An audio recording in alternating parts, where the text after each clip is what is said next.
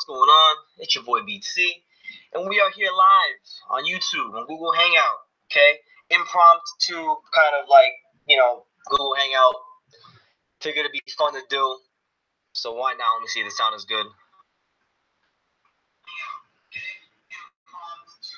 Yeah, okay. So my sound is good.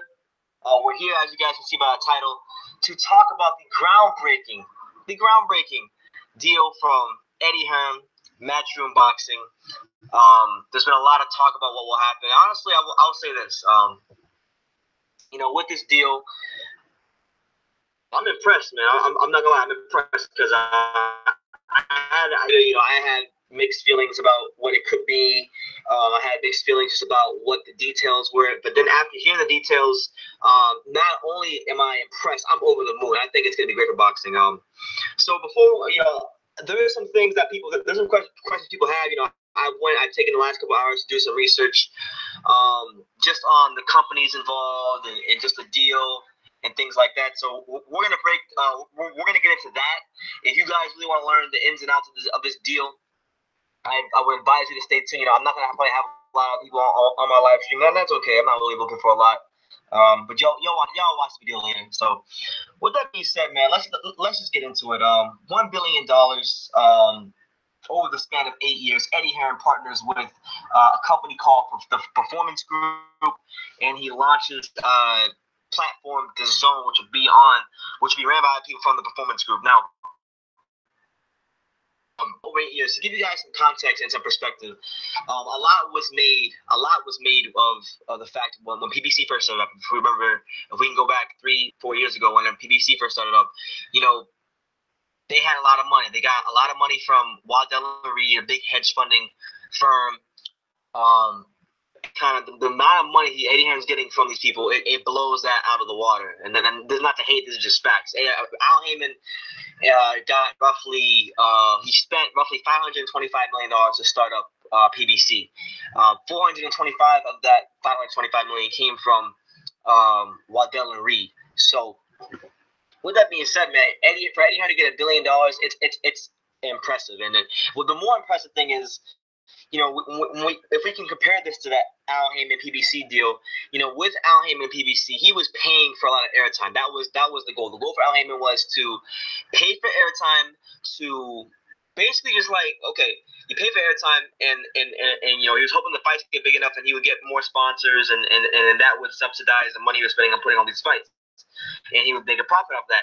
That didn't work out, and in a matter of what, two years, PBC and many of its fighters and its big fights have been moved to Showtime Boxing. So you don't see fights on Fox, you don't see fights on CBS, you don't see fights on the big networks. We haven't had a notable fight on a notable network from PBC since probably Danny Garcia, Keith Thurman, and that was last March. So we're talking about over a year.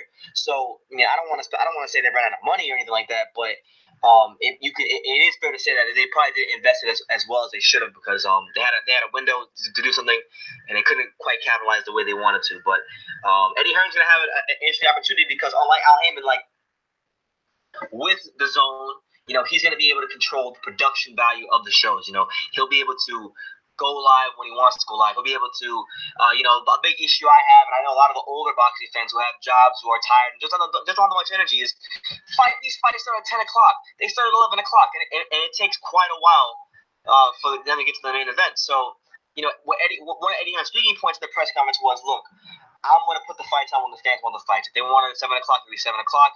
If they want to do pre-fight build-up, they want to really make this a show the entire card, show the introductions, things like that. Things that we don't see on HBO, things we don't see on, Showtime as much. So, it's pretty good. It's pretty good. So yeah, a big speaking point was that he doesn't want fans to come on at 10 o'clock, and he wants to make sure the fans can see the whole show. Obviously, Eddie Hearn is a boxing fan, just like me and you, and I think that's the difference between him and a lot of promoters. Okay. He grew up around boxing. He grew up going to his daddy's boxing shows. There's a picture I saw on Instagram a while ago. Him as a jit. He's 8 years old taking pictures of Frank Bruno. There is a genuine love for boxing. Eddie Hearn loves boxing, so he wants to do right by the sport. And I'm sure that when he comes to America and he sees that this great country with rich boxing history is putting on subpar shows, it has to really eat at the guy being a guy who's so passionate about his job. So He wants to touch people with boxing the way we've all been touched, the way we've all come to love the sport. He wants to do the same thing, and I think he has the platform, and more importantly, he has the money to do it. The amount of money he has is probably more than HBO and Showtime put together. So it's not like he's playing with Monopoly money. You guys want to compare.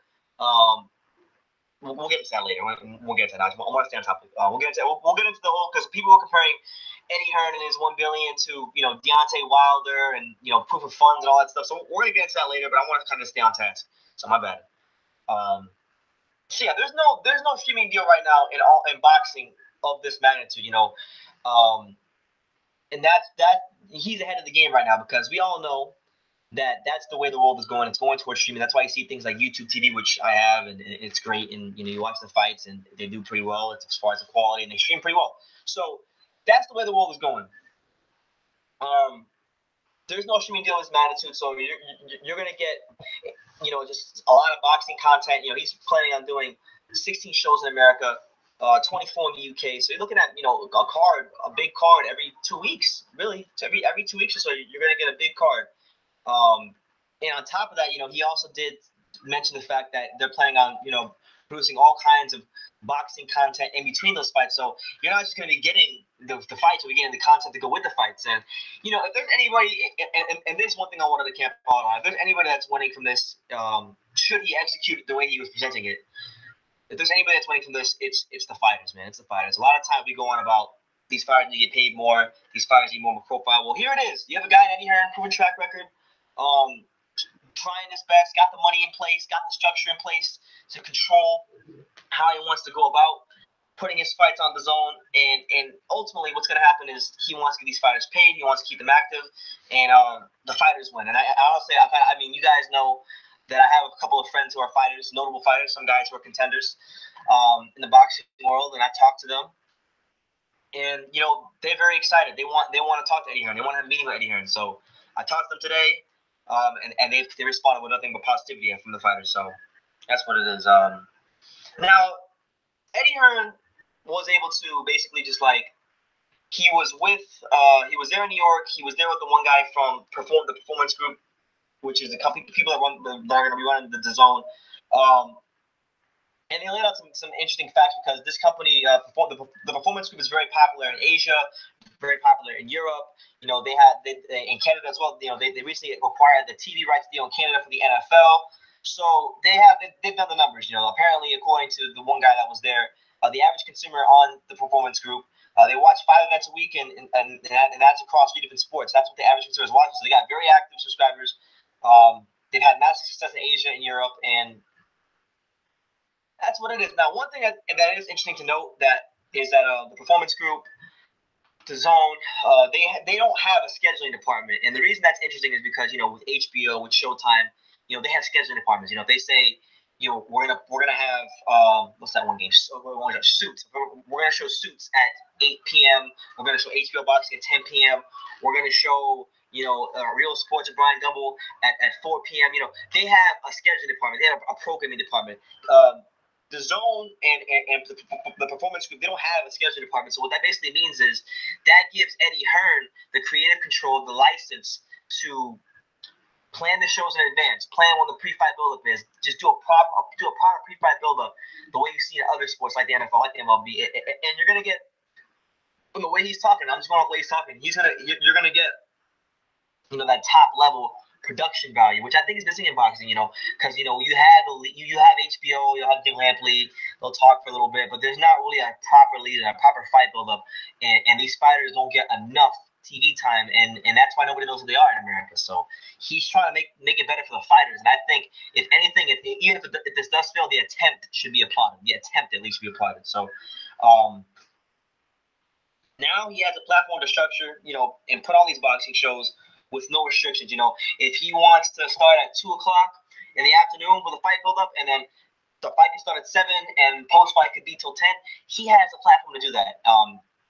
Because they don't have a programming department, they don't have a scheduling department at the Performance Group with the Zone. So he's not going to be restricted. You know what I'm saying? So they can really plan proper shows. And I don't think there's been, for those of you guys who are older, you can educate me if you know. But to my knowledge, there's never really been anything like this in the history of boxing. I've never heard of a promoter with the flexibility to put on a show on a network or a streaming service provider that they can do that and just pretty much have the flexibility to be on as long as they want. Because the thing is, it's live television. It's live television. It's a streaming service, and they invested the money, and that's the way they go about the business. So it's a different way of going about your business. It's a different way of putting things on, and that's the difference between Al Heyman and Eddie Hearn. Money, obviously, to be frank, he's doubled the money that Al Heyman, pretty much double the money Al Heyman had when he started PBC, and it's the structure of the platform. Al Heyman is in the archaic business model of paying networks. Eddie Hearn is in the newer, much more progressive route of streaming services and live television, to where they can have more flexibility as to how he puts on his show. So this is the reality of it. He did specify, because the big question was, will there be pay-per-view fights on the Zone? No. The goal of the Zone, from what he said, is not to have pay-per-view fights. It's to have so many subscribers that they don't need pay-per-view fights, okay? They don't need to do that, because there's so many people that are paying for this quality boxing content that there's no need for it. So that's that. It was specified, obviously, that you're going to get all the Matchroom Boxing USA shows. You're going to get all the Matchroom Boxing UK shows, but then they also said they're going to have more boxing shows aside from Matchroom. So they didn't specify what that would be, but that's something to note, okay? The key to putting this deal together was the fact that it was a volume of fights, man. To have just to have this war chest to pay top fighters, and just put on these amount of shows, and you're putting them in the UK, you're putting them in America. That was the key to this deal, and that's why you got the Performance Group, who, by the way, we're going to get into that, because a lot of people are saying, who is the Performance Group? We want to see proof of funds. We want to know where the money's coming from. We're going to get into that, because I want to do my homework, and they have money. If Eddie Hearn says they have money, believe you me, they have the money. And we're going to prove that later on in the video. So whether you're watching live right now, or whether you're watching it later on, just bear with me, because I'm going to really get in deeply in this video. And then another thing, too, is he one thing he said that really resonated with me was that, the platform, the Zone, will be for the fans. It's, that's who's going to dictate the platform. It's going to dictate when the fights happen, what commentary team they have.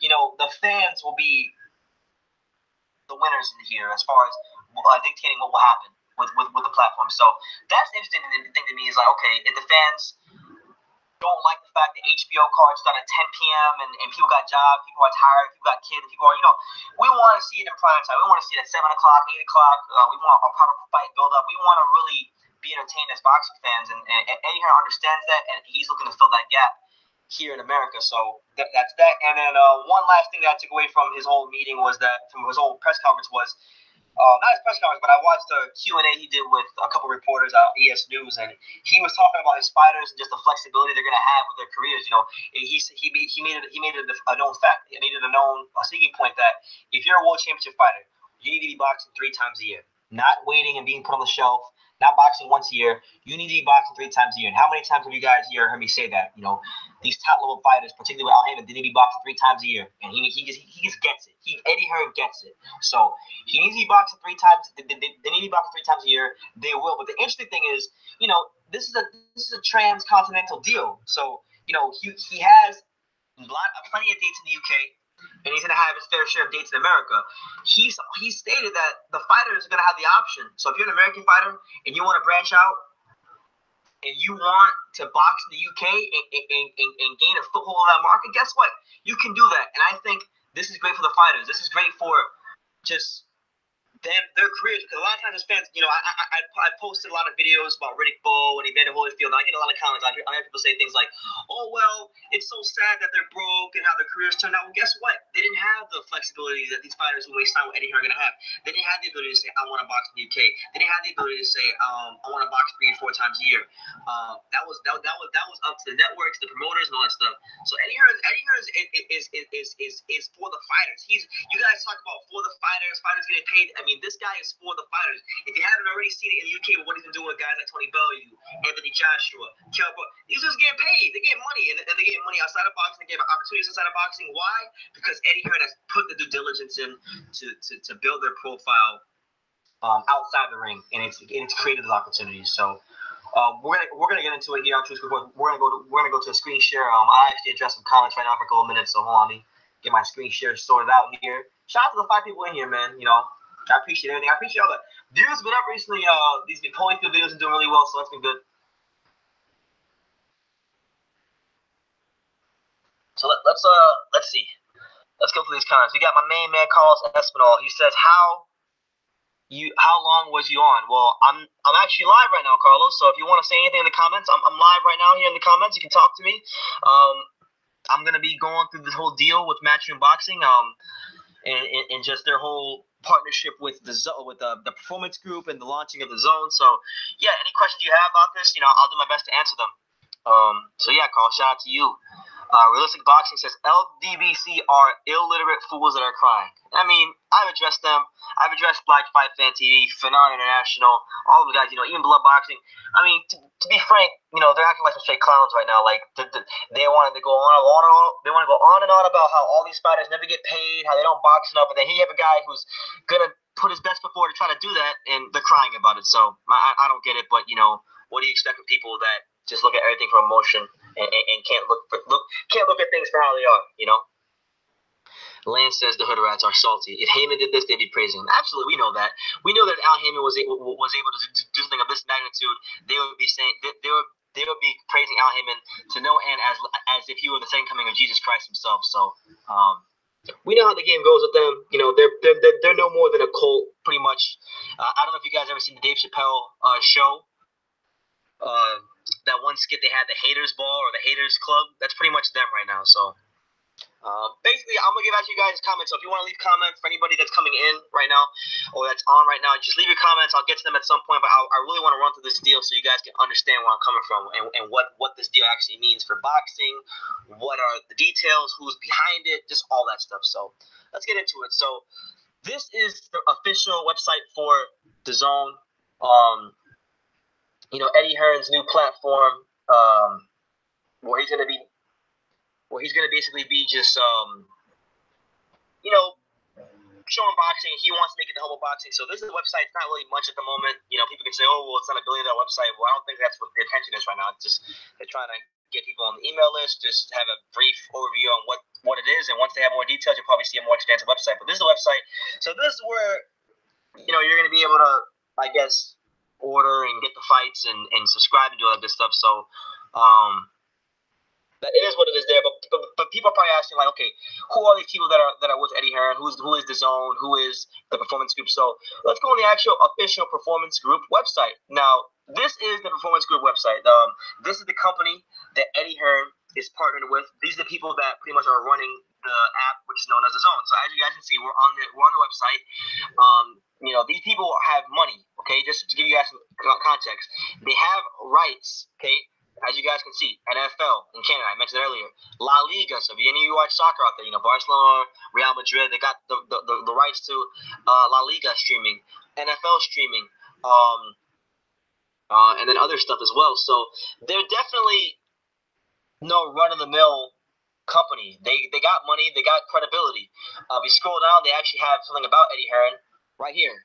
So May 10, 2018. Let's read. Hold on a second, guys. Hold on, bro. This nigga is sleeping.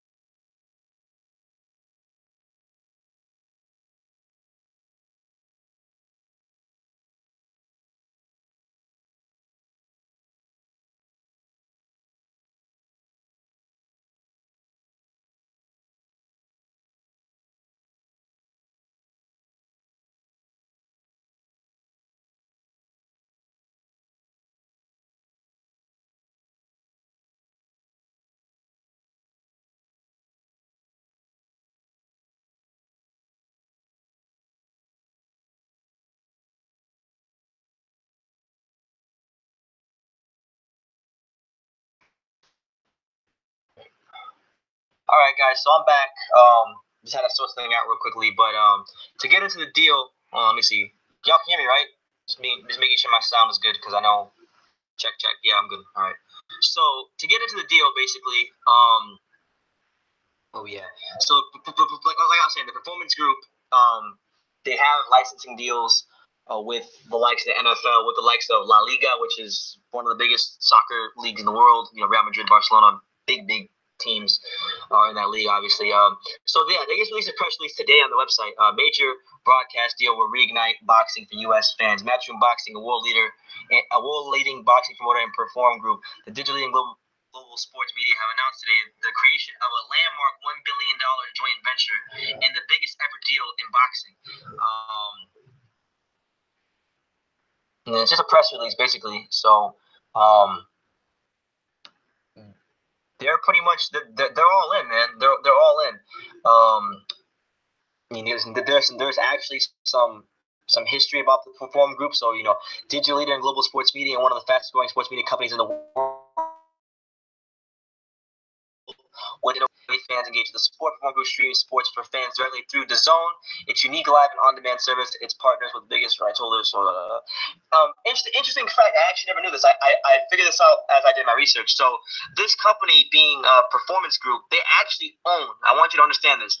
They own Goal.com, which some of you guys don't know, probably won't know because you're not soccer fans, but it's a big website. But they also own SportingNews.com. So if you guys went on SportingNews.com, you noticed over a couple of years, their digital content has improved. And kind of it's been improved and upgraded over the last couple of years, and I guess these people actually own SportingNews.com, so that's pretty interesting. SportingNews.com, very notable website. So it's official, man. Like, it's actually happening. Now you may be asking, okay, so this is a big thing I heard from a lot of people. They were saying like, Eddie Hearn. Where are his proof of funds? They questioned Deontay Wilder. Where are his proof of funds? So what you guys got to understand is this. Okay, so where is it? I got a Forbes link somewhere. So this guy right here, this guy, you guys may or may not know who the hell this guy is, but hold on. We'll continue this site. So four-star finances. This guy right here, Len Blavatnik. I don't know if I'm saying his name right, but Len Blavatnik, net worth of $20.4 billion. Born in the Ukraine, raised in Moscow. This guy has some serious cash. Now, you guys may be asking why he's relevant. We're going to get to that in a second. But just to give you some background on this man, he was the owner of Warner Music. He donated $25 million to Carnegie Hall in 2016. Made a fortune selling his stake in Russian oil company BP for $7 billion in 2013. Access Industries whole stake in Linden Basil, Rocket Internet. So he's got money. He's got a diversified portfolio. This guy right here is also the president of the Performance Group, and he's also listed as the I believe it was 50th richest man in the entire world. Wow, Wikipedia. 50 wealthiest man in the entire world. So, oh my God, no, I read it wrong. He's the wealthiest man in the entire UK and the 50th in the entire world. So we're talking about a man with serious paper. This man is the man that invested the money into the Performance Group, and I'll show you right here, accessindustries.com. Leonard Blavatnik is an Asian American British industrialist with global interests in 4 sectors: natural resources, chemicals, media, and telecommunications, venture capital, and real estate. Where is it? I got it right here. I had it somewhere. Yeah, performance.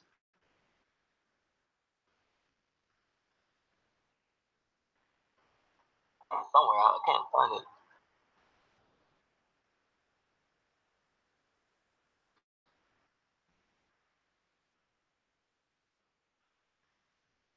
Okay, I'm tripping. So, among its other investments, Access owns a significant stake in Linden Basil Industries, the world's 3rd largest independent chemical company with major production facilities in Europe and the United States. Warner Music Group, a leader global music company, and Perform, a leading sports content media group. So he's a big investor in the Performance Group, and he's got $20 billion.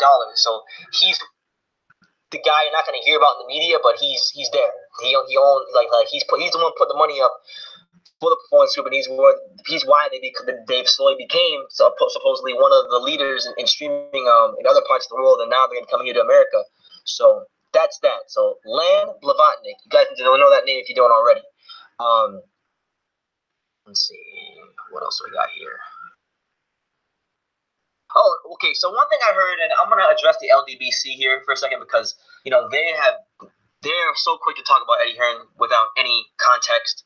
I watched Bloodbox's video where Blood was talking about basically just like, oh, nobody in America cares about soccer and all this stuff, and it's like, okay, I'm not gonna kid myself, okay? Soccer is not even close to the biggest sport in America. It's not, but it has grown, and it's a sport that I know for a fact.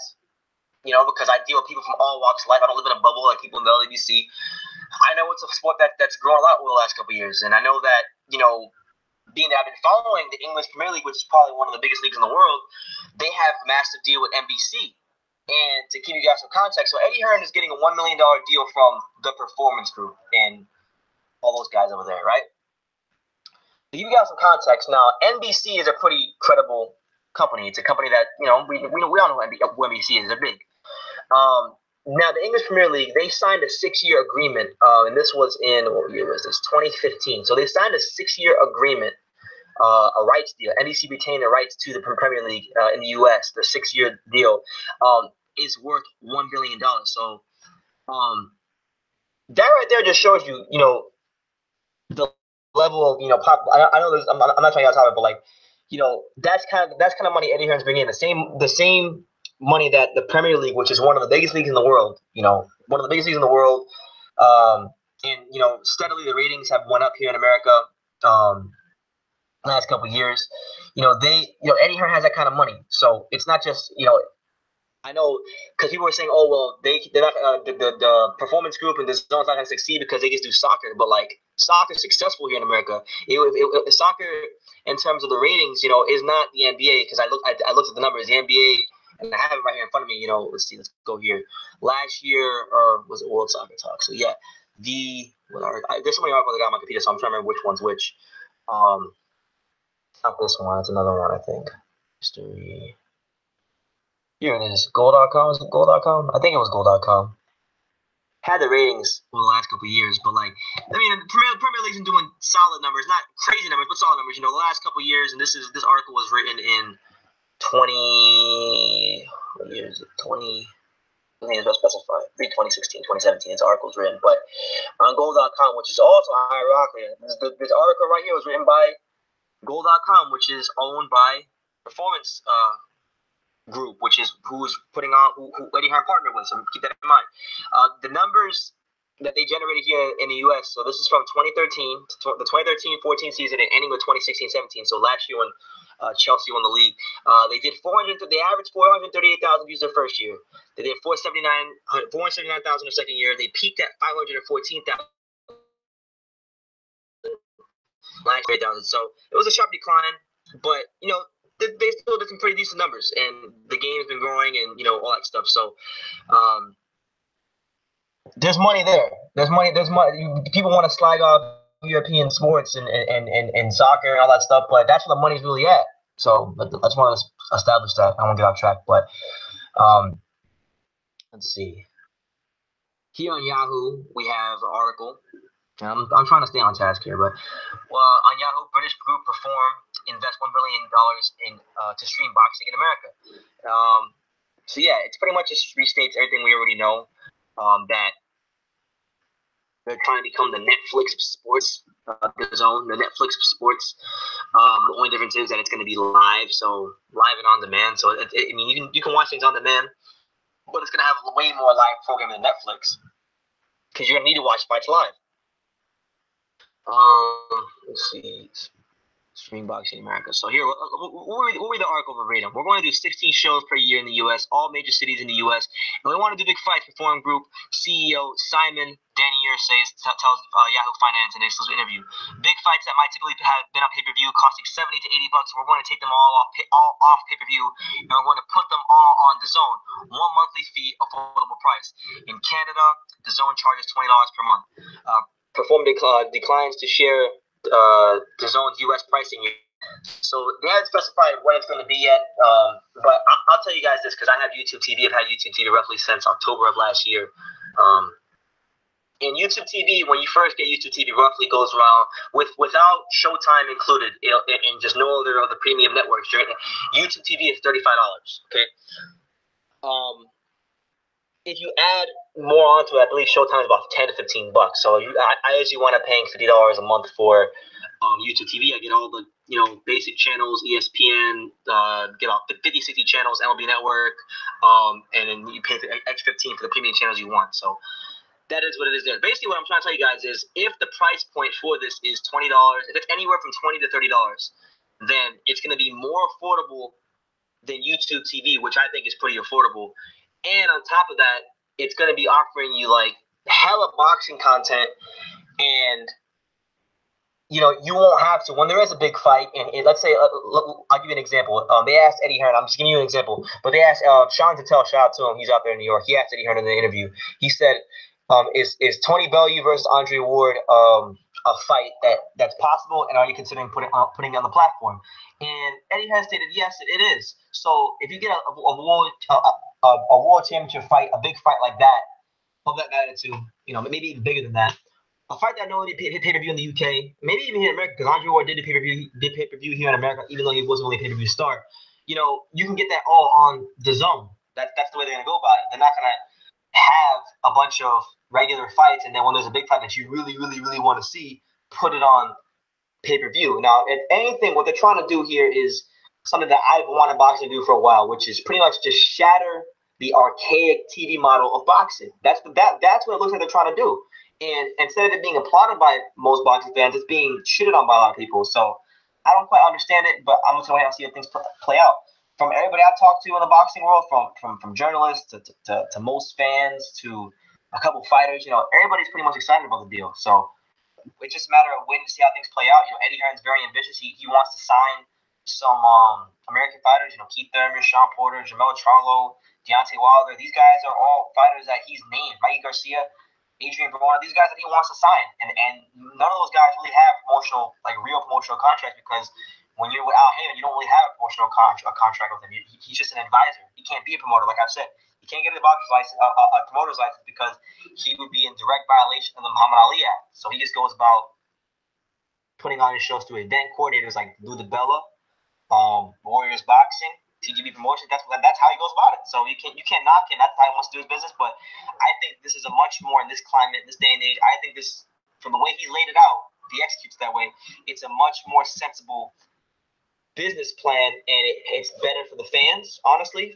From what I'm hearing, hopefully, as long as it's not like $70 or $80 a month, if he can keep it below $40, I think it's more sensible for the fans. I think it's more sensible for the fighters, because he has a $1 billion war chest where he can actually pay the fighters. So they're gonna be able to get paid, box often, and allow themselves to be exposed to different markets, because, like I said, they can box in the UK if they so choose to. He's already stated that they want to do that. They can do that. So, name me a promoter in boxing right now. Name me one promoter in boxing right now besides Eddie Hearn that if a fighter, let's say Bob Arum does a lot of shows in China, right? So, like, if Terrence Crawford said, "I want to box in China and tap into that boxing market," he doesn't have that choice, because that's up to the plans of Bob Arum. But Eddie Hearn has established himself so well in the UK that he can now do this. So it's just better. It's better for the fans, better for the consumers. So that's how I see it. At least you guys let me know in the comments. But yeah, man. So basically, streaming in America is gonna be big. To have $100 billion committed to not $100, $1 billion committed to boxing. It's a massive deal.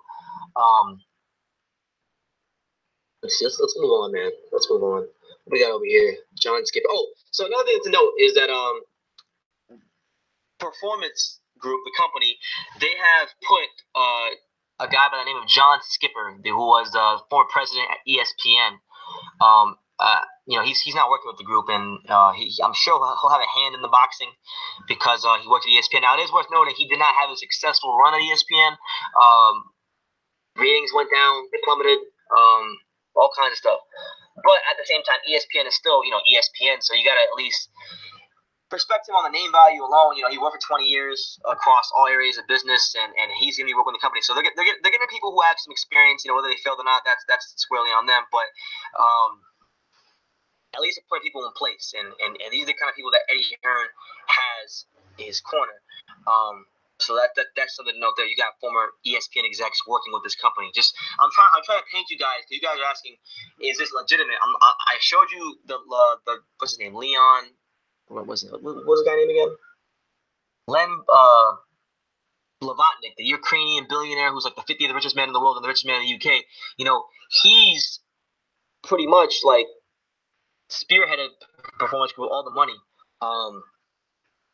And now you got guys who have experience with top networks, whether they failed or not, it's whatever. But he has experience with top networks, and who knows, may succeed here. So he's putting good people in place, and his intentions are good, and he has the right, structure for everything. So I ain't mad at him, man. I mean, another guy I wanted to talk about was Simon Denyer, who was the guy that was at the meeting. He's one of the main execs at the Performance Group. He is the CEO, and he's actually the founder. So he's the CEO and founder of the Performance Group. And that was the guy, if you guys noticed, that was the guy with the glasses that was talking in the conference.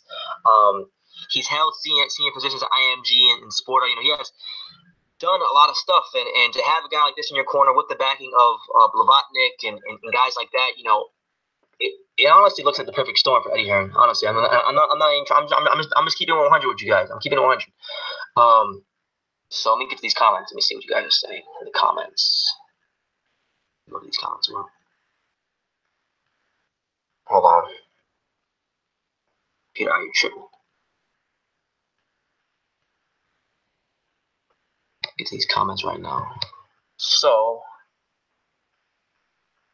what the hell's wrong with the chat?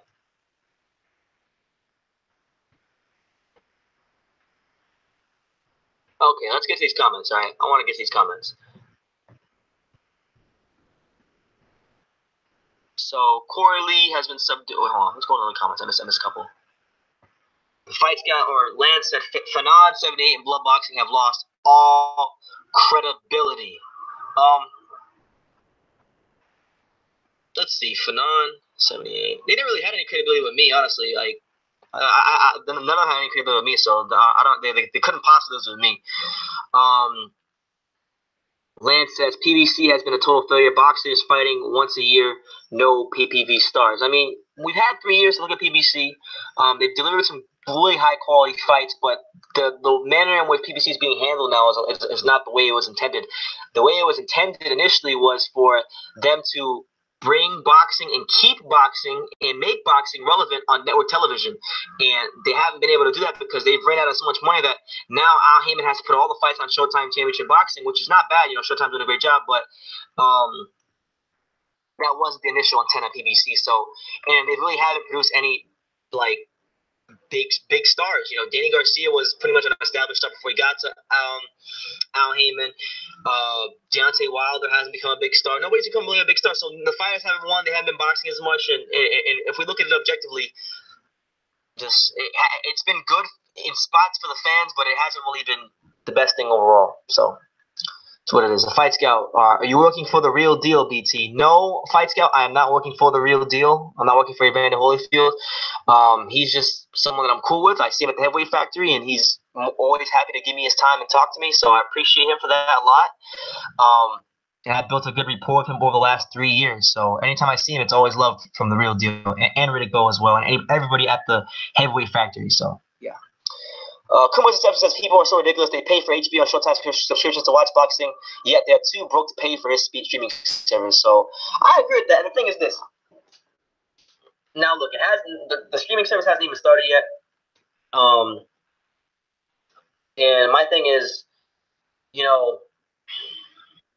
don't know if he's gonna actually follow through on what he's doing. But I mean, when you give a guy with his track record $1 billion, you're gonna be led to believe that some shit's gonna happen. So like you're gonna be led to believe that. So I don't see people complain about paying for HBO subscriptions, and HBO has not been. Peter Nelson has ran HBO into the ground.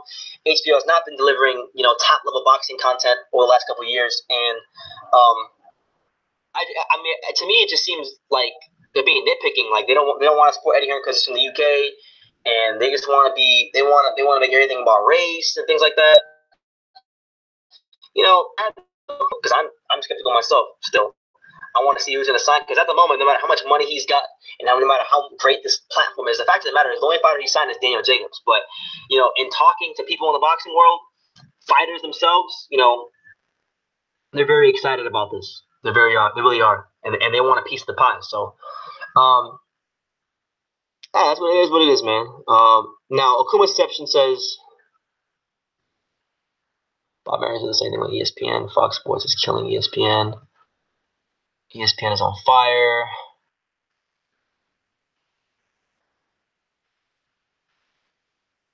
Yeah, absolutely. Like ESPN and a lot of these networks are very archaic in the way they go about their business. So, that's what it is. Who are you talking about? Who are you specifying, Kuma? That signed with Frank Warren. I'm not sure I'm not really sure who you're talking about. But yeah, Peter Nelson has ran HBO into the ground. I mean, to be fair, he's done some good things here and there. Like I like what he's done with the flyweights and whatnot. But outside of that, you know, Terrence Carver had to move from ESPN. Lomachenko moved from HBO. You know, it's been a shit show over there, for lack of a better word. So if you're gonna pay for HBO, and HBO has not been delivering consistent fights like that, I mean, they had best fight they delivered this year was Estrada Rumbleside, which is a great fight, but really they're not delivering high quality fights like that as consistently as they used to.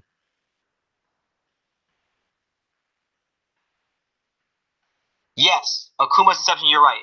BT Sport and Box Nation. I don't know Box Nation, but BT Sport is with Frank Warren. So you know, guys like Daniel Dubois, guys like Tyson Fury, Carl Frampton. That's when they box. That's what they're boxing out of. BT Sport, Box Nation, all those guys. So I think Box Nation as well. I'm pretty sure Box Nation and BT Sport are both they got exclusive deals with Frank Warren. So you know, credit to him. He's doing this thing.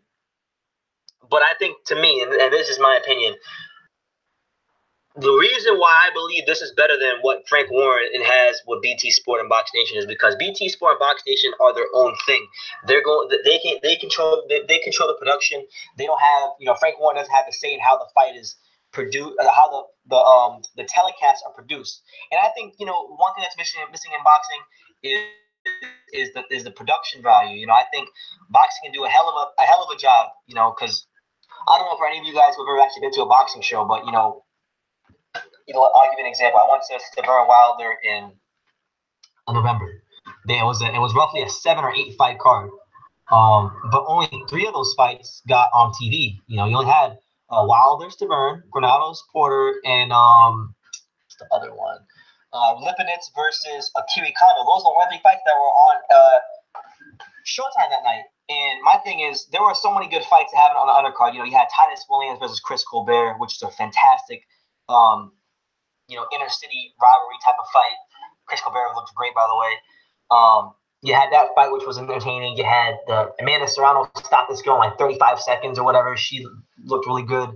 Dylan Price fought on the undercard. You know, there was just so many people on the untelevised portion of the show that should be getting exposure. And it's like there's so many of those types of fighters in American boxing who are consistently fighting on the untelevised portion of cards, and they're not getting their shine. And I think what Eddie Hearn wants to do, from what he was saying in the press conference, was he wants. Hold on, let me go out to camera. What Eddie Hearn wants to do is he basically wants. Hold on, get my beautiful face on here. No, what Eddie Hearn wants is he wants not just the 2 or 3 fights to be televised, but he wants the whole show.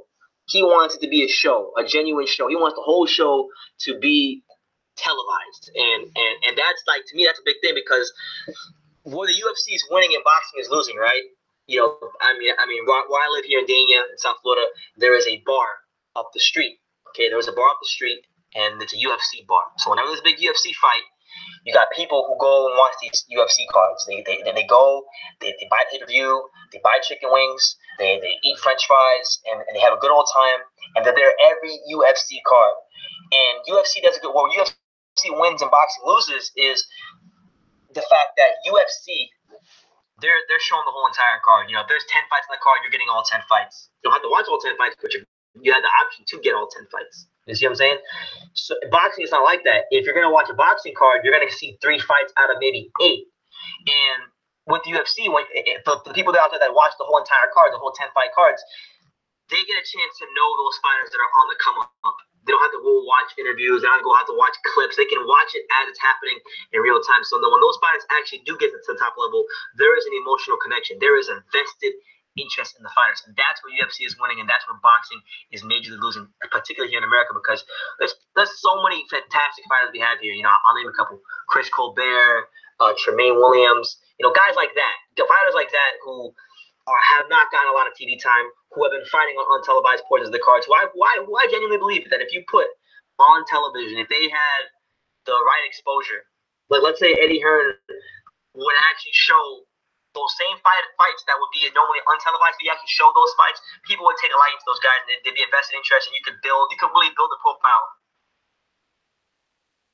And he recognizes that, and that's a situation he's trying to rectify. And he really wants the sport to capture the imaginations of the American public. And I think that's been the one thing that, boxing is a great sport. It still captures the imagination of many people here in America.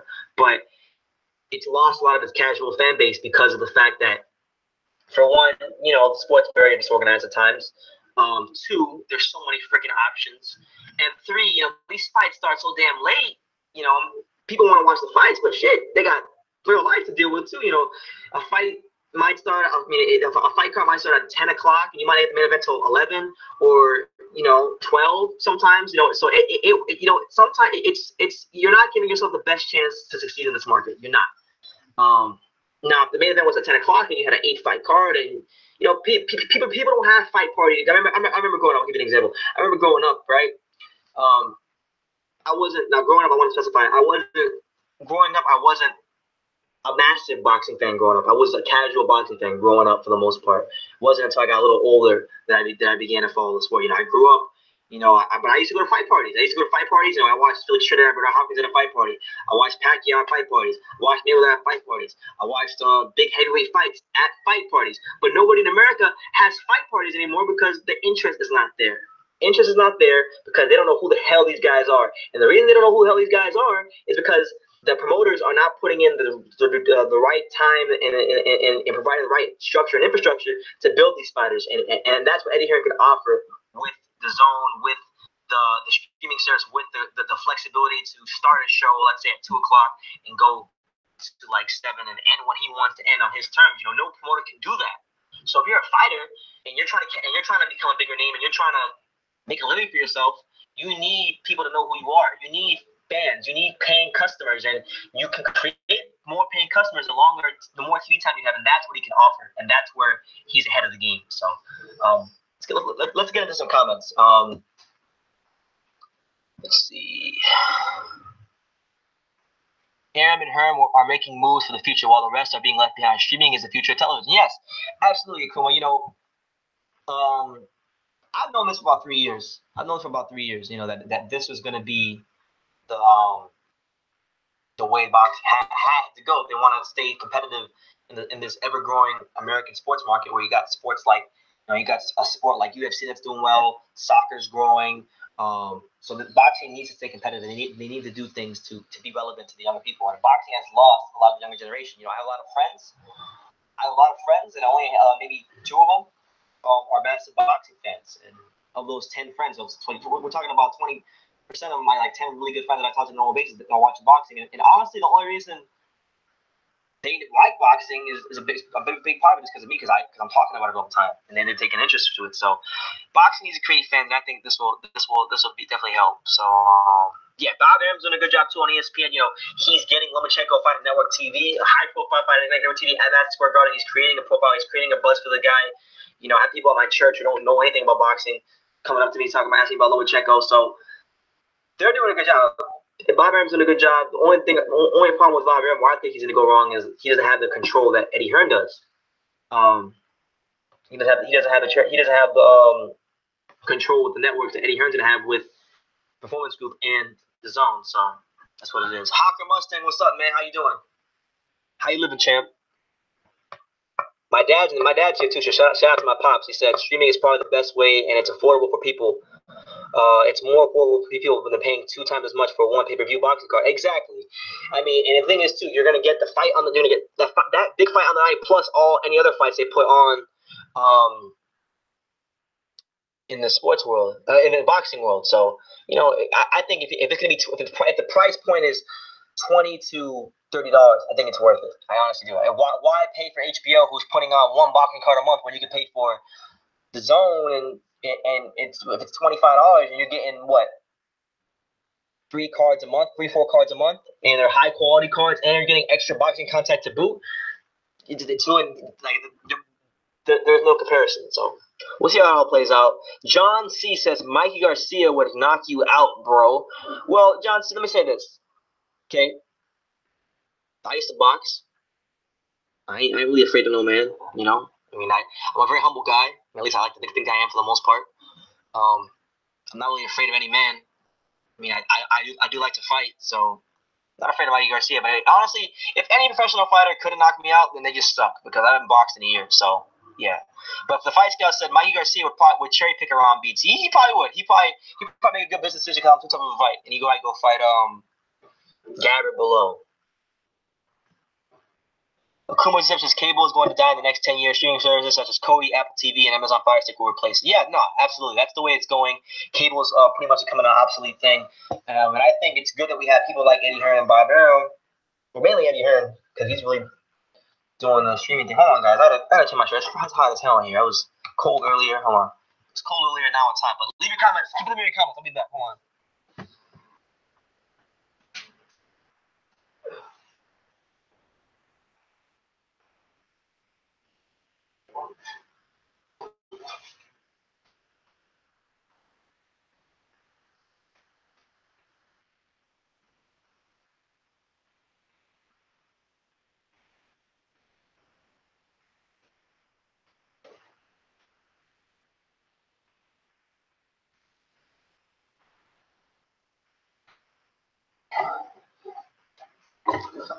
Yeah. Another thing I was thinking about too was just like, okay, now that he has this whole deal in place, he has the infrastructure, he needs American fighters for these states. So I was thinking to myself, who are some American fighters Eddie Hearn could realistically sign? And who should he sign?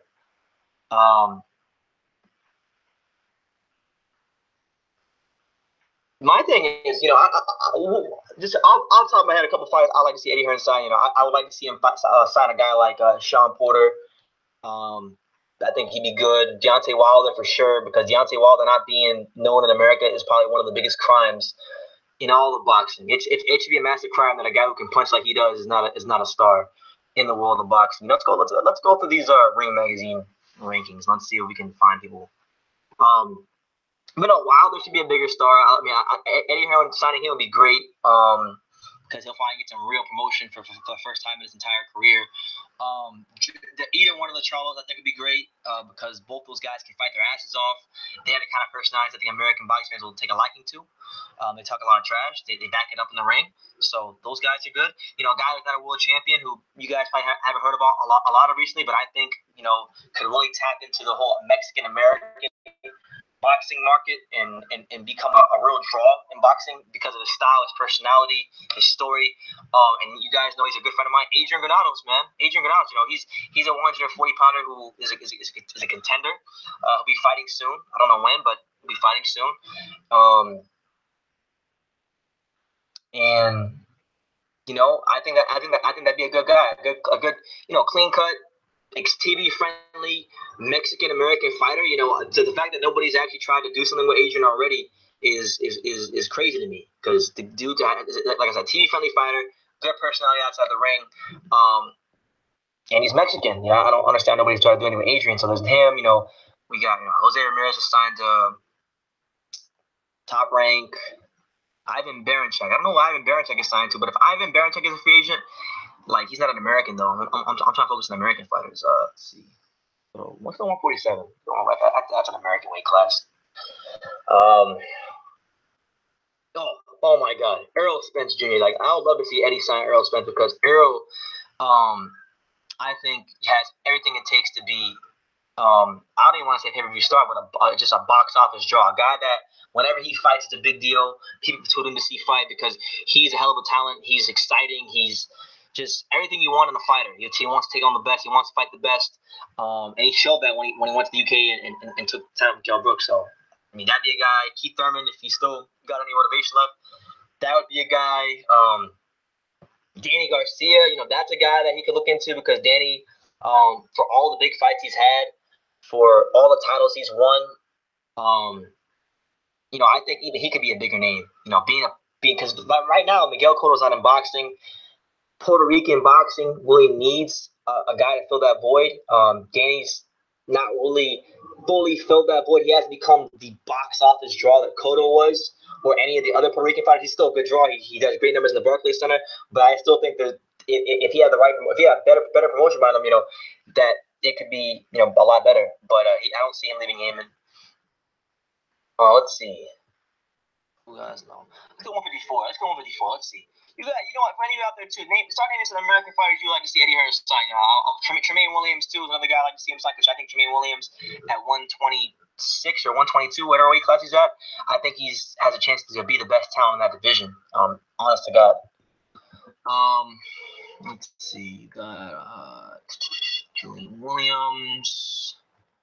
There's Nate Lara, Charlo, Jerry Hearn, another guy.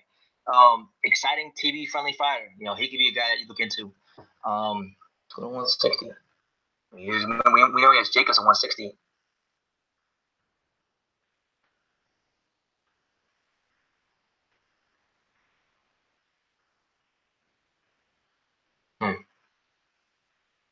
Gennady Golovkin, Jacobs, Saunders. I mean, look, okay, perfect example, right? Perfect example. I got it right here in front of me. Perfect example of a guy who should sign with Eddie Hearn because he needs to box a lot, and Eddie Hearn has promised, and I believe him because he does it with his guys in the UK. He's promised to box these guys often, and he has a reputation for that. And one guy I think would probably there's probably no American fighter that would benefit more from signing with Eddie Hearn than Demetrius Andrade. Demetrius Andrade was a standout amateur. He was someone that coming out of the amateurs, people had pegged to be a Hall of Fame fighter. He had that talent, and he hasn't been able to make certain fights happen for whatever reason, whether it be promotional issues, money issues. Well, now their money's not an issue. There wouldn't be any promotional issues in terms of if he did sign with Eddie Hearn because he boxed often, and again he could box often, and he could actually prove himself, and he could actually build a profile, which is something he's lacked his whole career, despite the fact that he's been a world champion and is an undefeated 25-fight fighter. So I would love to see Demetrius Andrade sign with Eddie Hearn, and I think it'd be very beneficial to him if he did that. So yeah, he's a guy that I think probably more so than any American fighter I can think of who really needs big fights that should sign with Eddie Hearn. We'll go to 168. I mean, there's guys at 168 I think if they sign with Caleb Plant, massive fan of his. I think Caleb Plant, is he even in the top 10? Oh, he's not even in the top 10, but he should be in the top 10. Caleb Plant is a guy that I think, fun fighter to watch. For me, at least. I know a lot of people don't like his style. I like his style. He's a guy that could benefit. This guy right here, Dave Benavidez, just an A-level talent. Youngest super middleweight champion ever, Mexican American. There's so many things Eddie could do with him. The list goes on and on, but you guys get the gist. There's plenty of American fighters who need dates, who need to be active, who need just to be relevant. Because that's what it comes down to a lot. Relevancy. Look at a guy like Gary Russell Jr. Gary Russell Jr. He ain't getting fights. Nobody knows who the hell Gary Russell Jr. is. Gary Russell Jr. can walk down the streets of New York. Nobody doesn't know who he is, despite the fact that he's very talented. Was a top level American amateur. Ain't that crazy? You could have guys who are top level amateurs who box for the American Olympic team, and nobody knows who they would be if they walk down the street. That's very alarming because it's not like that in other places. It's not like that here. And it's because of the fact that boxing and the way it's structured and the way it's been promoted has not been good. So I'm over the moon, honestly. I'm over the moon I'm very excited. I'm over the moon about what this could mean. I think it'd be good for not even just boxers, but I think even people like myself who are getting into the sport from a media standpoint. There's going to be more fights to cover. There's going to be more dates. Eddie Hearn's going to be in America more. So, I already got a decent rapport with Eddie Hearn. He follows me on Instagram and met him a couple times. We've had great conversation. watches my stories on Instagram from time to time. So he out here keeping tabs on your boy BT. So we might have to talk to Eddie Hearn soon now that he's in America. But yeah, just I'm over the moon. I'm over the moon. So I hope I'm giving you guys a little more perspective on the deal. Just to recap, Ukrainian billionaire, $21 billion net worth, 50th richest man in the world, richest man in England, is the one who is funding the company that is spearheading Eddie Hearn's business venture. So he's got that $1 billion war chest, double the amount that Al Heyman got from Waddell and Reed. Eddie Hearn is going to be the first major American boxing promoter to have control over the time of the programming of when the fights take place, just the production, even everything down to the commentary team. Man, I don't think there's been a promoter with this level of control because he's not being dictated by the network. So that's what it is. Yeah, I'm gonna be here for probably another like 20 minutes or so. So if you guys want to talk, any questions you want to ask about this deal, anything up in regards to just like hold on, anything in regards to this deal or boxing in general, just drop it down below. I'll talk to you guys. It's 1:15, so I'll talk to you guys about 1:40, 1:35, because I gotta get some sleep myself. It's been a rather long day. It's been an interesting day for sure. Let's see. For those of you out there who have had a chance to watch the LDBC videos, what do you guys make of their videos? You know, I had a chance to watch the videos. Well, you know, it's funny. You know, I actually want to talk about this. So I'm on record as to saying I like Black Fight Fan TV. I actually genuinely enjoy his channel. I think he gets a little extreme at times, but I think, you know, the way he delivers his videos, I think he's probably one of the only decent channels in the LDBC. I'll be honest with you. I like Black Fight Fan TV. Now, my last video about Eddie Hearn, before the deal was announced, I was talking about how they were jumping the gun before the details went out. And as you can see, they jumped the gun because $1 billion war chest. Hold this ill. But I mentioned him by name, and I was very animated about what I felt, and he was out here throwing subliminal shots and whatnot. So just find it funny, man. Like, see, I'm very direct. It's not hard. It's not hard to reach me. It's not hard to find me. So I mention people by name. I mention people by name so they know what I'm talking about. I don't like to have any gray areas when I'm talking about people. Let's see. The fight scale says LDBC equals slaves. LDBC have no standards. They would just flock to whoever their lean brother goes to. MC Trey says, hell, they have videos still hating on him today about this deal. It's ridiculous. Yeah, Black Fight Fan is decent. I just watched LBDC comedy relief. Yeah, no, honestly, bro, like, I mean, I used to it used to be funny to me, but now it's actually just kind of sad because, like, they're almost like a cult. Like, I hate to say it, but they're like a cult because, like I was watching one of Black Fight Fan's videos and he was like, yeah, you know, we got to start hashtag LDBC so I can know who's down. I can know who's down with the brotherhood. Like, come on, man. Like it just buys videos. It ain't that deep.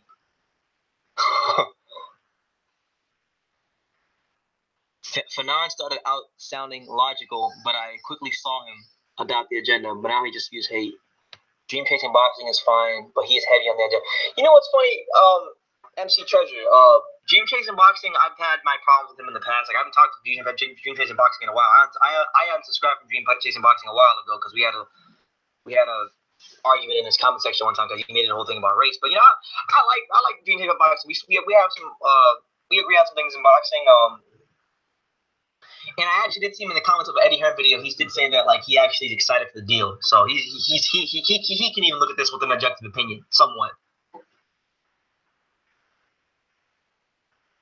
When Hearn signs Wilder and Spence, then what? That's what I'm saying, man. That's what I'm saying because, you know, I want to quote my dad. I don't know Pops, if you're here right now, but my dad always told me when I was growing up as a kid with money. He said, son, he looked me in my eye and say, son, money talks and bullshit walks, and it's no different here in the world of boxing. Money talks and bullshit walks. So LDBC can talk about we promote the fights and all this stuff, which is ridiculous. Like the level of narcissism and just like the disconnect from reality they have is just it's overbearing. It's ridiculous. Like, it's actually shocking. But I don't know. Isn't Fanon a lawyer? I would think that his critical thinking skills were stronger. I don't know. what the hell Phenom International is. I don't really follow. I mean, I watched like 4 videos of his, and he's not really interesting to me. Like, but I didn't know he's a lawyer. If he's a lawyer, shout out to him. I know a couple lawyers myself. Kumo's Exception says, Black fight fan is upfront with his bias, so I can't fault the man. He's a super fanboy, expensive. Yeah, see, that's why I like Black Fight Fan, because unlike most of the guys in the LDVC who posture themselves as these, like, boxing experts and whatnot, and guys who are trying to do good for the sport and whatnot, like, bullshit. Black Fight Fan at least is trying, like, he's from Texas. He makes it very clear in the beginning of his videos, and he has a little intro of Gregory Corbin, and he's trying to support Texas boxing. And I respect that. I really do respect that, because being someone who's from South Florida, I try to, when there is South Florida fight cards, I try to promote them myself. I try to let people know that there's fights going on here in South Florida. So I respect him, and he's upfront about it, and he seems like a good dude. Like, I think if I met Black Fight Fan on TV, I'd probably get along with him. We just have very, very, very different outlooks on Eddie Hearn and boxing, so there's no problem with that. That's the beauty of boxing. The problem with them is they don't take the facts and form an opinion on a clean slate. They have to basically make everything fit an agenda, even if it involves twisting facts. Yeah, like that's what I'm saying. Like they can't they'll talk like I remember if you guys can, for those of you who have been on YouTube really following LDBC channels and them for the last couple of years, a big thing a couple of years ago was that one of the big arguments was about Al Heyman, how great he is, and how people hate him because he's a black man doing stuff, and then. One of the main speaking points, one of the things I always hear from him was, oh, well, Al Heyman gets his fighters paid. And credit to Al Heyman, he did get his fighters paid. Is it really that bad? You plugged in? Not even sure it is plugged in. Nah, it works. Yeah, you're tripping. I'm just talking a little low. I want to hear what it sounds like now. Oh my god, I gotta hear what it sounds like, because now you got me all self-conscious here. Now you got me all self-conscious. When I get into these live streams, I always get so damn self-conscious because where my house is located is not the best place for internet. Let's see. Get me all insecure about my streams.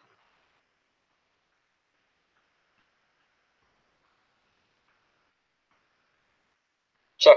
1 2 1 2.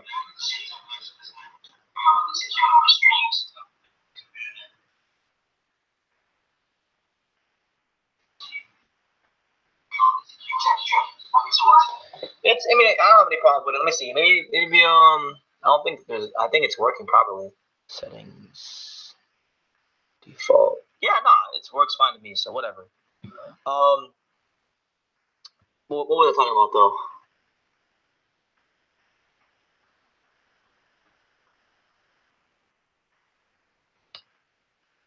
Well, usually that's not an issue, so it is what it is. But we'll just deal with it for now. Yeah, see, you're right. Dwyer is a lawyer. I know Dwyer. Dwyer was a good channel. I remember Dwyer very, very well. Shout out to Dwyer. And he actually had some sense when he talked, unlike a lot of these guys.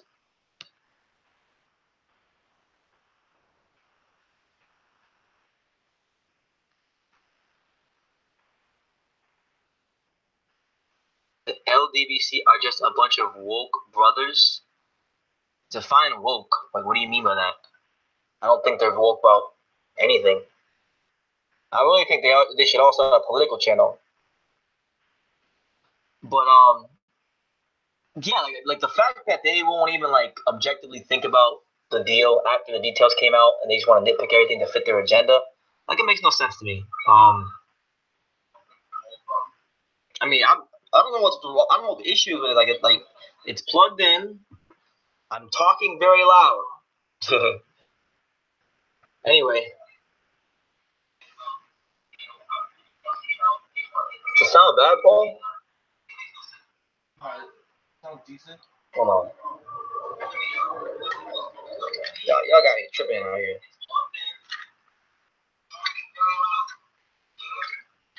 Okay, Carlos, I'm good. I'm not really insecure. All right, hold up. I don't know. I'm talking into it. It's plugged in. But anyway, yeah, it's just like it's over the top, and it's just too much. Okay, all right. I'm glad, Hawker, that you got your headphones from 1992 and the audio works to those. That's a good reassurance. But no, like they want to sit here and they want okay, let's call a spade a spade. They want black fighters, in their estimation, to be treated fairly. Which, if anything, over the last couple of years, they've been treated very well. Like, in my opinion, that's just my opinion from looking in. But they want people, they want them to be treated well, and then now here comes a guy who can try and treat them about as good as any promoter has done for years, and they want to shit all over it. So we'll wait and see what happens. What I'm really looking forward to, just as someone who gets a kick out of seeing how people react to things on YouTube here in YTBC, is how they're gonna react when Eddie Hearn signs one of their fighters. Like if Errol Spence signs with Eddie Hearn, or Deontay Wilder signs with Eddie Hearn, or just one of the top fighters that they like to jock signs with Eddie Hearn. That's gonna be like comedic gold. MC Trevor says Thurman gotta sign with Hearn. I hope Hearn can get the World Boxing Series on all that too. You know what? You bring up a good point. Keith Thurman has had an issue, and I think that'd be if Keith Thurman did that. Like, I don't know if his intention is still to box. Personally, I think his heart's not in the game. But if it is still in the game, and he generally just has an injury that he's recovering from, I think it would be the smartest thing for his career to sign with Eddie Hearn, so he can get not necessarily because he can get the big fights, but that's going to come regardless if there's a Heyman or Hearn, but to box often, because the fact of the matter is, Al Heyman has proven to us year after year that PBC, Al Heyman, and everybody involved have proven to us that year after year, you can't count on their top world-class, world championship fighters to box 3 times a year. You can't. Name me one. If you can, please name me one, because I have a hard time naming one that's boxed 3 times in a year over the last, ever since they started PBC. So, and yeah, Thurman needs to check out the Cowboys. He needs to know fights, and he has a personality. He has the talent to be someone great, to still be a great fighter, I believe. Because I don't think unless he's just so fat now and he is not motivated and he's lost all his reflexes. Unless that's happened, he's still gonna be he's still a hell of a talent. So yeah, Thurman needs to do that. Akuma's Deception asked, did Naoya Inoue join the World Boxing Super Series? I was reading about that, and I actually have a video coming out on that soon, so stay tuned for it. But Naoya Inoue they haven't announced Naoya Inoue being formally announced in the World Boxing Super Series. But they did say that it's a very, very strong possibility that he's going to be in the Super Series, because they already got Ryan Burnett, Jelani Tate, and Mayor Rodriguez. They already have 3 of the 4 champions. So, sensibly speaking, it makes sense to have Naoya Inoue, if he does beat Jamie McDonough, which many people expect him to do in his debut at 118, to have him in the tournament, because that guy is the highest rated fighter out of all of them. It almost makes no sense to have a tournament with 3 of the 4 champions if the guy who's the highest rated champion isn't in the tournament. So there's no yes yet, but there's a link. There's plenty of links. So that's all I know right now. That's all I'm reporting. My dad says, hey, everybody say shout out to my dad Nelson in the comments. He says the more fighters Hearn signs, the better, because then he can put and control the fights that people want to see. I honestly like I know Kanye West said, "No more man shall all that power." I think even though I like Eddie Hearn, I still want there to be some healthy competition in the boxing market, because you need that. You need someone, if he gets comfortable in terms of like just having all the power, then he might come to a point where he gets content. So I still want to see Golden Boy, Top Rank Gold, and PBC still compete with Eddie Hearn. But in terms of top quality fighters, I like the more top quality fighters he can sign, I think the better. I think the better, honestly, because he's going to move them properly. He's going to get them paid. He's going to just have their best interests at heart. Because what people don't understand is, and mind you, I'm someone who, I have friends in the boxing world. I have friends who work for promotional companies, and they really put me on game as to how dirty this business could be. I was talking to a friend the other day. He was telling me about one promoter, not a big promoter, but a guy who's like a fringe promoter. One of those kind of smaller promotional outfits. And this one guy was paying. This one guy was throwing some of his fighters in fights because he hasn't been paying fighters. He's involved in a couple lawsuits, and basically he's throwing fighters in just to make some quick money and look out for himself and not look out for the careers. So it's a dirty business. And when you see someone like actually tries to have the fighter's interest at heart, who knows that if his fighter does well, he's going to do well, and he's going to approach it that way, I can get behind that, because Eddie Hearn knows that he works for the fighters. The fighters don't work for him. He works for the fighters. And if your fighter is making $50 million and Eddie Hearn's getting 10 million or 10% or 20%, whatever it is, that's more money in his pocket. The more money he can generate, the more money for himself. So he gets it. He gets it. That's why I like him. So that is what it is. My Olaf the Mighty or Fight Scout says exactly. Hearn isn't scared to make fights. Is not worried about losses. Absolutely not. I mean, I think he's shown us that before. He put Tony Bellew in the David Haye fight. He put Kell Brook in a Golovkin fight. I mean, it probably wasn't the smartest thing to do, but he could have easily just said, "We can box a 25th ranked contender and keep padding a record." So that is what it is. Olaf the Mighty says, "Can you fix the mic, please?" And he gave me a $2 super chat. So shout out to you, Olaf. Can I fix the mic? I mean, I don't know what's wrong with it. Like, if there's anything wrong, everybody else is fine. It's only you that I'm getting complaints from. But I'll try to sort it out next time I come on. It needs sorting out. But no, basically, yeah. Almighty says, agreed, Nelson. I want to see Hearn turn boxing into the UFC format so he can force the best to fight the best. And he's very, anybody can do what it's in. If anybody can do what it's in, man. He has the business acumen, he has the platform, he has the money. He has it all, as far as I'm concerned. LDBC are not happy. Yeah, the LDBC isn't happy because they understand that they got exposed today. They got exposed. They understand that they know what they're doing. They're just a bunch of, because really, truth be told, if a lot of these LDBC guys were as serious as they are about putting pressure on these promoters, because what was it, Black Fight Fan TV said, we ain't here to do interviews and go to boxing shows. We here to put pressure on these promoters, man. Like he was saying all that stuff.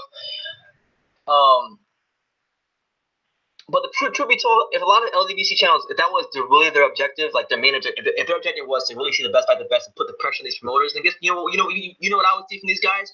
I would see these guys trying to get the YouTube numbers up. I would see these guys trying to go to fights. I would see these guys at fights. I would see these guys just pretty much trying to make themselves known, but they don't make themselves known.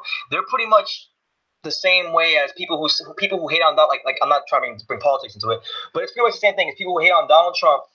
And they say they hate him, like the NBA players, for example. They won the NBA Finals.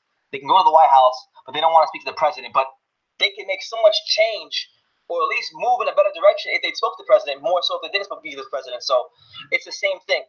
They could do a lot of good if I'm putting pressure on Eddie Hearn, if they were actually going to fight, if they were actually putting in that work, but they don't have it in them. They don't got it in them because it's competitive. It's competitive.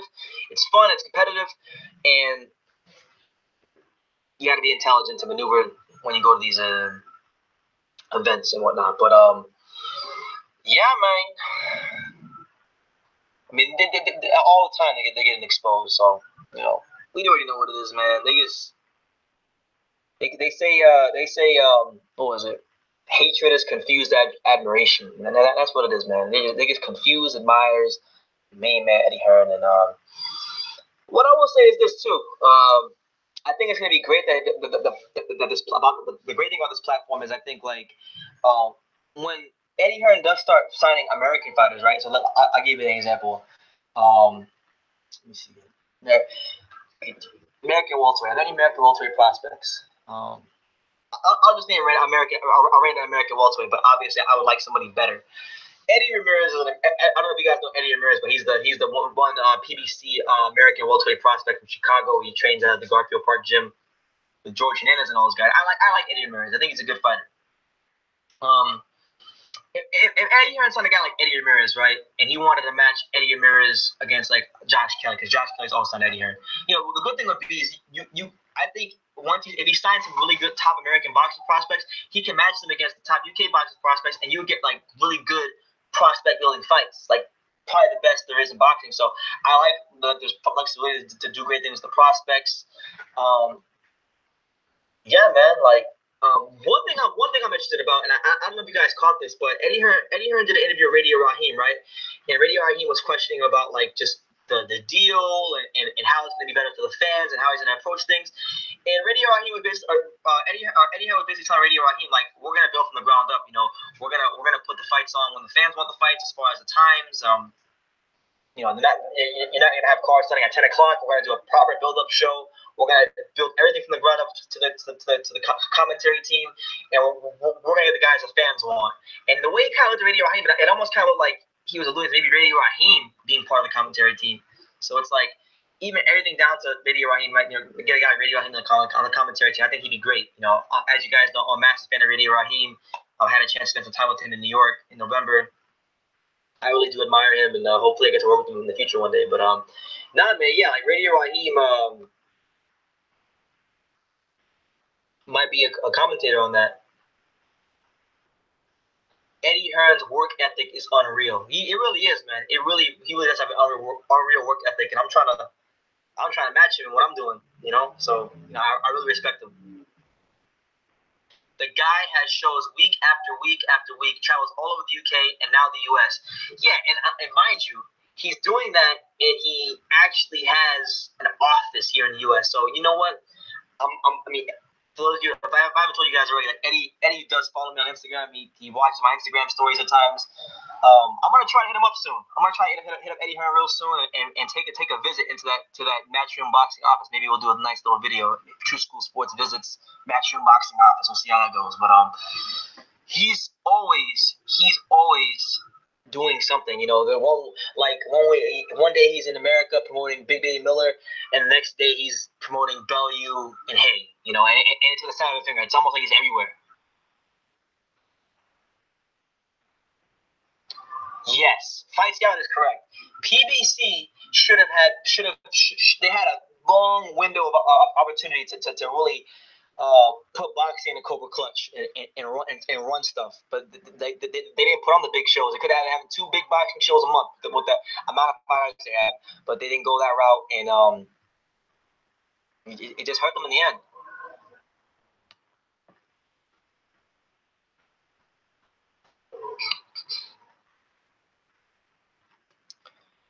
Yeah, man. Let's see.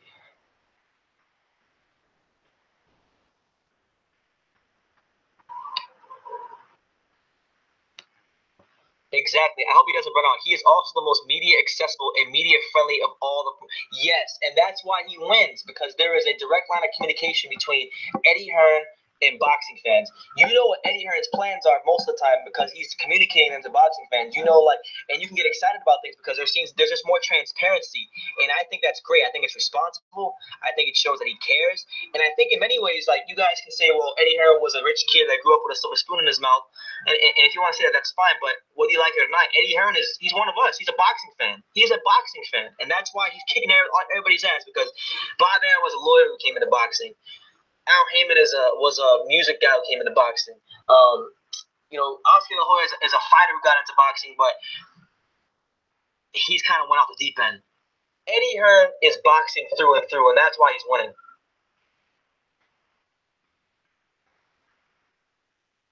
Eddie is, or SJL. What's up, SJL? How you doing, man? How you living, brother? Leave your comments down below, man. What you think about this Eddie Hearn $1 billion deal with DAZN and all those guys over there? Eddie is the only promoter that is on the camera every day promoting his fighters. No one else bothers to take the interviews besides her. Exactly. I had a chance to interview him in November, last time I saw him, and this guy had people tugging on him left and right, but he treats everyone the same, and he treats people from the media with dignity and class, and that's why I like him, because he's not like being other guys, being other promoters. DeBella has been irrelevant for a long time. He's just waiting to cash out with Wilder and end his career. Yeah, no, DeBella. See, the thing is too. I think people make Lou DeBella more relevant than he really is. Lou DeBella really is nobody. And I hate to say that, but he's really nobody in boxing. I'm gonna tell you why he's nobody. Now, he was somebody in boxing in terms of like the amount of power he had. And he's somebody in boxing in terms of the New York fight scene. He puts on good shows in New York, good small cards in New York. He's an event coordinator for the bigger fights in New York. But that's what he is. He's not a promoter. He is an event coordinator. Al Heyman is the one who puts the money up. Al Heyman is the one who dictates all the stuff. And DeBella just coordinates the event. That's all he really does. He is not like what's his name? a matchmaker. He's not how he was years ago. Because years ago, Lou DiBella, when HBO was HBO, Lou DiBella was head of HBO, and he's not at that level anymore. So he's more relevant than people want. The people give him credit. He's more relevant. He's way too relevant. Hearn always talks to the media. Okay, SJL says the announcement is great for boxing in general. No, it is. It's really good, man. Like, and I'm glad we agree here. And see, that's why most of you guys that are here have some sense. I mean, I only have seen him in talks who doesn't have sense, but most of you guys here have some sense. Like, has there ever been $1 billion invested into the sport of boxing ever? No. So you think that right there in itself is enough. Has anyone even seen Al Heyman in the past 5 years? No, we haven't. There's no Al Heyman interviews out there. We don't even know what the hell Al Heyman sounds like. And I think it's like that lack of transparency. It turns a lot of people off. But it's the lack of transparency coupled with the fact that there's gross mismatches and people, we don't know who Al Heyman really is. We don't know who he really is. So that's where they differentiate. Eddie Hearn is more transparent. He's out there and he's in your face. And people can get behind that. And people, whether you love him or hate him, he's just a kid from Essex, England. Whether you love him or hate him, he's promoting his fighters. And people care about his fighters. You might not like his fighters. You care about his fighters. You care about Anthony Johnson. You care about Kell Brook. You care about Bellew. You care about all these guys. Do you think we will finally get a boxing game for the PS4 now? That's a good question.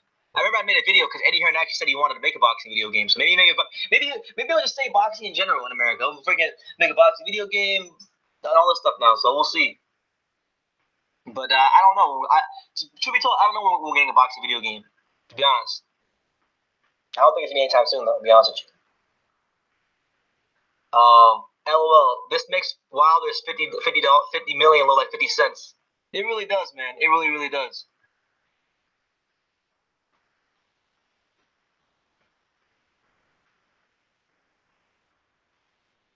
I don't know how to say her name, but if Hagar Ashraf, I don't know how to say her name, but there has been some videos in the LDBC, but it's not videos where they're critically thinking about the deal, reading through the deal, looking through the deal, doing their proper research on who is fronting the money and where the money could be coming from. It's just them shitting on the deal and saying it's nothing. So that's what it is. But there has been videos. As far as Boxing Eagle, I don't know because I don't follow him. I'm not subscribed to him anymore. But to answer your question, somebody asked me, where does he get $1 billion from? So, basically, the company, Performance or Performer, whatever they're called, the Perform Group or Performance, whatever they're called, they're the company that is going to be. The people that run that company are going to be the ones that run the Zone, which is Eddie Hearn's thing. Eddie Hearn's thing, where he's going to be streaming his boxing. Now, the 50th richest man in the entire world, a guy that goes by the name of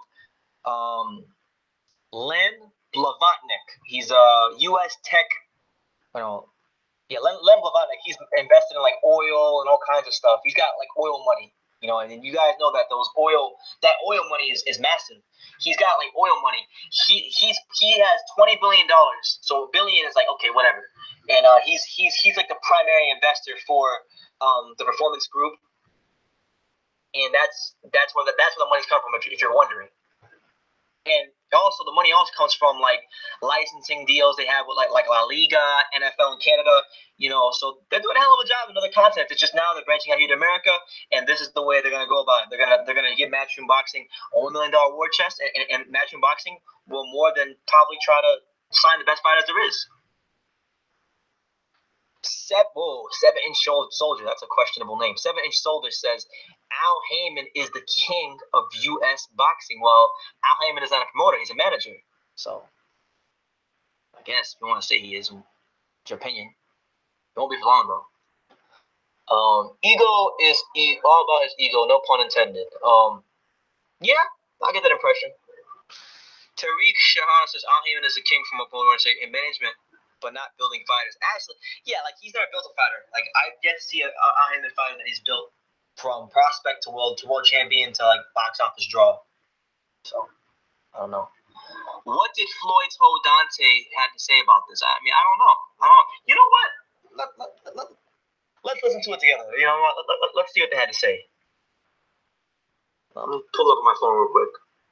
Let's actually listen to some of their videos, and you guys can tell me what you think, because I haven't even looked at Dante's channel. I think I'm subscribed to him, but I don't frequent his channel like that. I go there once in a while to see if he has any good interviews. I'm not even subscribed to him, but I do go there for the interviews because he does good work and he's got a good production value. So you can't take away what Dante has going on. Wow. So Dante's Boxing Nation has been quiet as a church mouse. He has no videos on Eddie Hearn and this big deal with Matchroom Boxing. So that's pretty suspect. You know, let's go to. I think Boxing Ego will, because Boxing Ego, you know, even though I have my gripes about him, he's not the worst guy in the world. See, does he have a video on this? Oh, he's live right now. He's actually live right now. Let's see, what's this man saying live? So, like, anyone can sell you anything. That sounds great.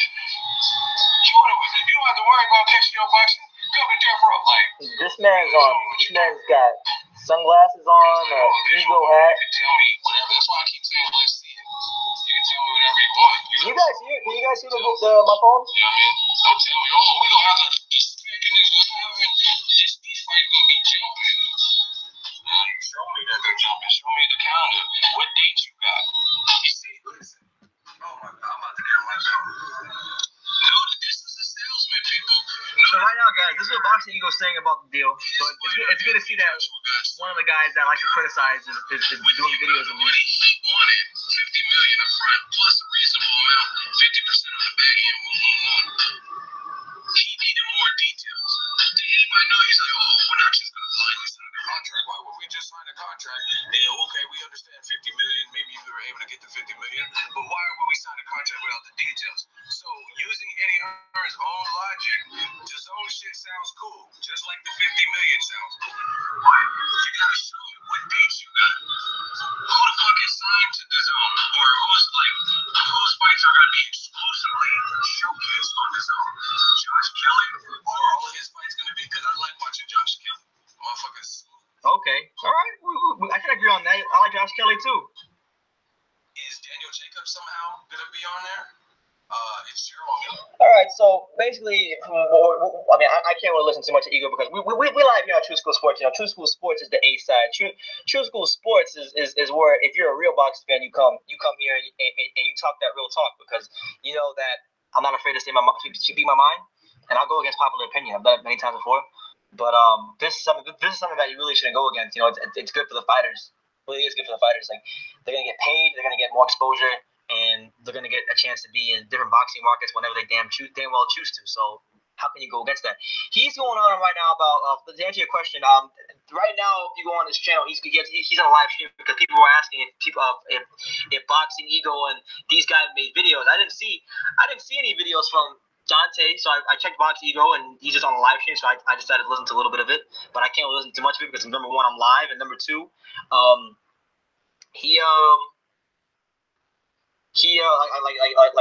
basically the questions he's asking about who's gonna be where, like what fighters gonna be signed here, what fighters gonna fight on it. You're not gonna find it out right now. You're gonna find it out later.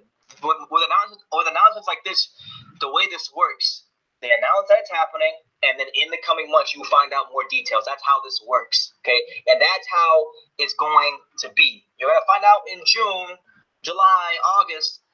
You know, before September, because September supposedly when they're going to actually start the fight cards for this whole DAZN thing. That's be patient, all right? Right? Be patient. You say you love boxing, they say love is patient, love is kind. So be patient, all right? Be patient, and see what happens. The problem we live in such a consumerist society, like a society that's so fast paced. We want it now, but you gotta be patient, because there's deals being worked out behind the scenes, and let's see what happens. Still talking about the $50 million. He has an agenda which is paid for by PBC. Talking about Boxing Ego, Tariq Shahey or Shahar, I don't know how to say your name, but True School Sports and Montero Unboxing are both good. I appreciate it, man. Thank you. I like Montero boxing. I won't say I love Montero boxing, but I think he's a very, very solid channel and a good dude. I met him in LA. Eddie Hearn has made boxing more relevant across the UK, all the way to the US, and more affordable to boxing fans. We'll see about that. I'm not sure about that one yet. We're gonna have to see, but I think the model that he's going with is gonna make it more affordable to boxing fans. I think you're right. You're gonna get more bang for your buck, as they say. Al Heyman has the most boxers under contract. Eddie Hearn is gonna fail. You got your gosh darn mind. Eddie Hearn is gonna succeed, and he's gonna succeed with flying colors, and it's gonna be easy. So, I don't think you guys quite understand. Like, I don't think some of you guys quite understand what this means. Like, Eddie Hearn just eliminated pay-per-view. Like, he just eliminated pay-per-view.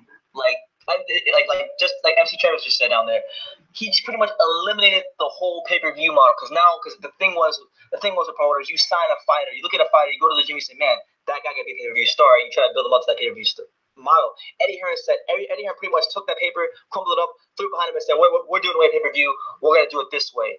And he's doing it because it benefits his fighters more, it benefits the fans more, and it falls in line with the progression of just the way television is going these days. So he can say what you want. This man just eliminated pay-per-view. Yeah, he also got Khan, which was deemed as impossible. He got DeGale, he already got some quality fighters under him, man. So it's like, and he's got some good prospects coming up down here. He'll be Lucinov, Josh Kelly, who I think one day has a chance to be the cash cow of the welterweight division. Lawrence Coley, there's some good fighters under Eddie Hearn. Don't get it twisted. Al Heyman is fast asleep and taking care of his fighters. Eddie Hearn. What do you mean? I don't know what you mean by that, Dad, but I agree. Eddie Hearn keeps his fighters active and promotes his fights. What does Al Heyman do to promote fighters? Well, Al Heyman's not a promoter. He's an advisor. He gets to let people do the dirty work for him. You know what? While we're on here, let's go to Twitter because, you guys have got my reaction. I'm obviously getting a feel and a gauge for your guys' reaction. Let's actually take a Twitter because I had a Twitter tab open. Let's see what the boxing world at large is saying about this deal with Eddie Hearn and DAZN and the Performance Group and all that stuff. Let's see. So we're here. We're on screen share. We're on the Twitter. All right. So let's go up. I actually already had it here. So about 129 minutes. Let's go through these 129 tweets. Let's see if anything sticks out. Maybe we have fighters who have tweeted or whatnot. Let's see. Memes.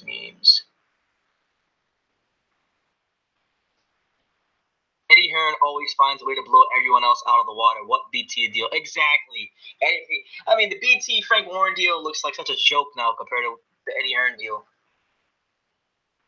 It's a transcontinental deal. And he's offering things that no other promoter in box can offer, and that means something. What else we got?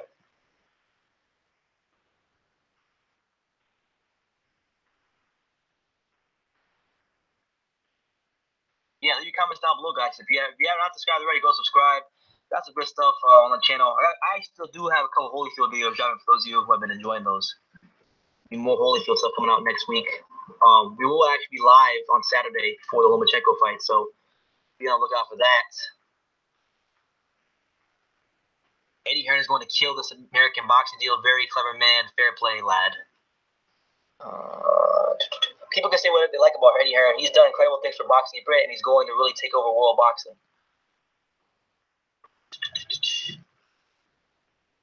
And literally, the only people hating on this is freaking LDBC. Does this deal mean the U.S. need more British fighters beyond these? Yes, I think that's what it's going to mean. You're going to see more of his British fighters here, but I also think it means vice versa.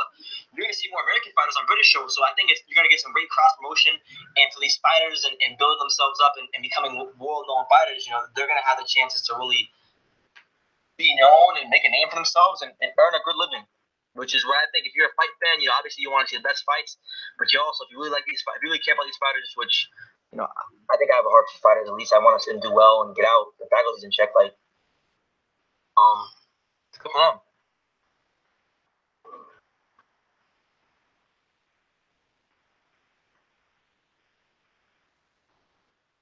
What else? What's this about? Charlo tweeted, when the time comes, Mr. Eddie Hearn want to throw away that bum ass book fighter. He'll talk to Al Heyman to make it happen. So stay off my timeline with that build up shit. I ain't effing with the ops. Crawl before you walk. After English, please. English, Jamel. English.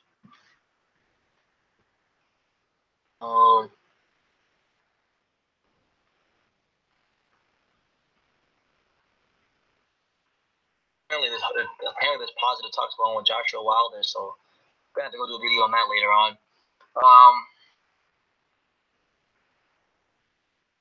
That's funny. I like this. I understand Eddie Hearn is looking for the commentators, and they got Jim Ross and Jerry Lawler. That'd be funny. You know what's funny?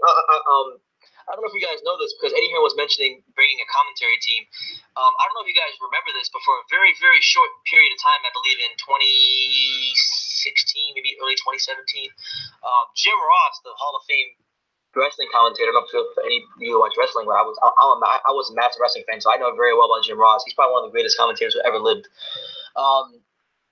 You went to a boxing for a little bit. You remember my man Sean Tatel interviewed him, and I would love to see. I would really love to see Jim Ross commentate boxing. That'd be great. It'd be funny. All right, I saw a tweet from Antonio Tarver earlier. I'm trying to find that one. Eddie Hearn just changing its announcement. Exciting times for any young American boxers, any boxers in the UK linked to match. Congrats and salute. Let's go down. I want to get back to the tweet I was at. But yeah, you guys have my word. I don't know when it's gonna happen. I can't give you guys a timetable, but you can bet your bottom dollar I will be in the matchroom office in New York at some point. I don't know when, but I want to go. I mean, fine. I kind of think it needs to happen at this point. Let's see, here we go. Go up. Anthony Fowler. That's here in video. Mike Coppinger had a great chat. Mike Coppinger, really respected for the most part, boxing writer. Had a great chat with Eddie Hearn about his new deal with the Zone. He will have a story about it tomorrow on Ring Magazine and how he plans to shake up boxing in the U.S. now that he's armed with a platform and about $1 billion. So expect an article later on today from Mike Coppinger on Ring Magazine. Be on the lookout for that. Eddie Hearn now has his hands on a boxing budget which is bigger than HBO and Showtime combined. I have to love Eddie Hearn is doing massive things for the sport of boxing. He has worked it all out, bringing matchroom boxing to a next level. Oh, my man, NBC Boxing, he said, when Wilder says he has $50 million, people say, fuck out of here, dude, show proof. Eddie Hearn has $1 billion, and then it's a meme, which I saw earlier. We got into that already. Eddie Hearn, backed by 50 richest men in the world. Deontay Wilder. Yeah, I'll him get the money, but it is what it is, man. Eddie Hearn, let's speak more. Eddie Hearn's new $1 billion boxing venture. I'm talking about Antonio Tarver tweet. There's a specific tweet I'm looking for. Michelle Phelps chiming in. She's got a good relationship with Eddie Hearn. Great job, Eddie Hearn. Matchroom boxing. You're about to do even more things. Big things in Matchroom. Michael Benson, a respected boxing journalist over there in the UK, says Eddie Hearn revealed at his meeting with Anthony Joshua on Tuesday. Eddie Hearn revealed that at his meeting with Anthony Joshua on Tuesday, AJ decided his first priority is Deontay Wilder fight in the UK next. He will take a £5 million pay cut to fight at home rather than in the US. So Anthony Joshua still wants to fight, supposedly. B-Roll TV, good guy. He chiming in on this. I wonder where one of the biggest U.S. names Eddie Hearn has, Amir Khan, fits into this. I can imagine him versus someone like Adrian Broner being headliner for the first show on the Zone in the U.S. That would be huge. People get ready. Eddie Hearn is looking at signing Mike Garcia, Errol Spence, Broner, Thurman, Wilder. These guys sign with Hearn. My God, this will take off. This will be huge for boxing. These fighters are all fantastic and not the stars that they should be. And I agree with that. And honestly, I didn't think about that, but in terms of the first show he's going to do, I mean, if he's going to throw a bunch of money at Adrian Broner and he already has Amir Khan, I mean, that fight makes so much damn sense. Khan, big draw, a name here in America, Broner's name here in America. These guys are proven ticket sellers. They're both at a stage of their career where I think the fight makes sense. Khan's not a top welterweight right now. Broner I don't know what the hell he is, but it's a fight people have talked about for years, so it makes sense. Here we go. Antonio Tarver. So Eddie Hearn says, I quote, Eddie Hearn, all that sounds great, Eddie, and I've proven to be all those things. But the most important to me is making sure Antonio Tarver Jr., who's a fighter, finds the right fit. 5-0, 4 KOs. He's the future at 154. Let's see if I can get a meeting. So the Magic Man himself, Antonio Tarver, trying to get his son on the Eddie Hearn stable. So be on the lookout for that. Second coming of Antonio Tarver could be with Matchroom Boxing USA. Lace Up Boxing says, if you didn't think Eddie Hearn was the biggest promoter in the world before, you can't dispute it now. This can only be positive for U.S. boxing. Everyone will have to up their game. And that's what it is, man. There wasn't a lot of competition in the market in terms of, like, I think he's going to provide the kind of competition that the U.S. boxing market, like, really, really needs, because Bob Adams got comfortable. He's taking his fighters to ESPN. He's doing a good thing. PBC has gotten comfortable. Golden Boy's comfortable. And I think now this forces a lot of these promoters is to not be comfortable. So it's all good. But I want to get back to these comments. Stop screen share. Gotta get out here soon because I'm hungry as hell. But I have really enjoyed this. I might try to go late. I might try to go on late like this more often. I like this. Let's see. Let's go to these comments. What did I miss? Let me scroll up, see what I missed.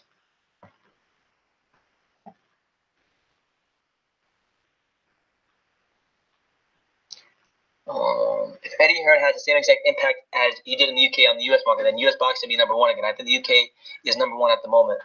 Heyman advised everyone to sign with Hearn. That's funny.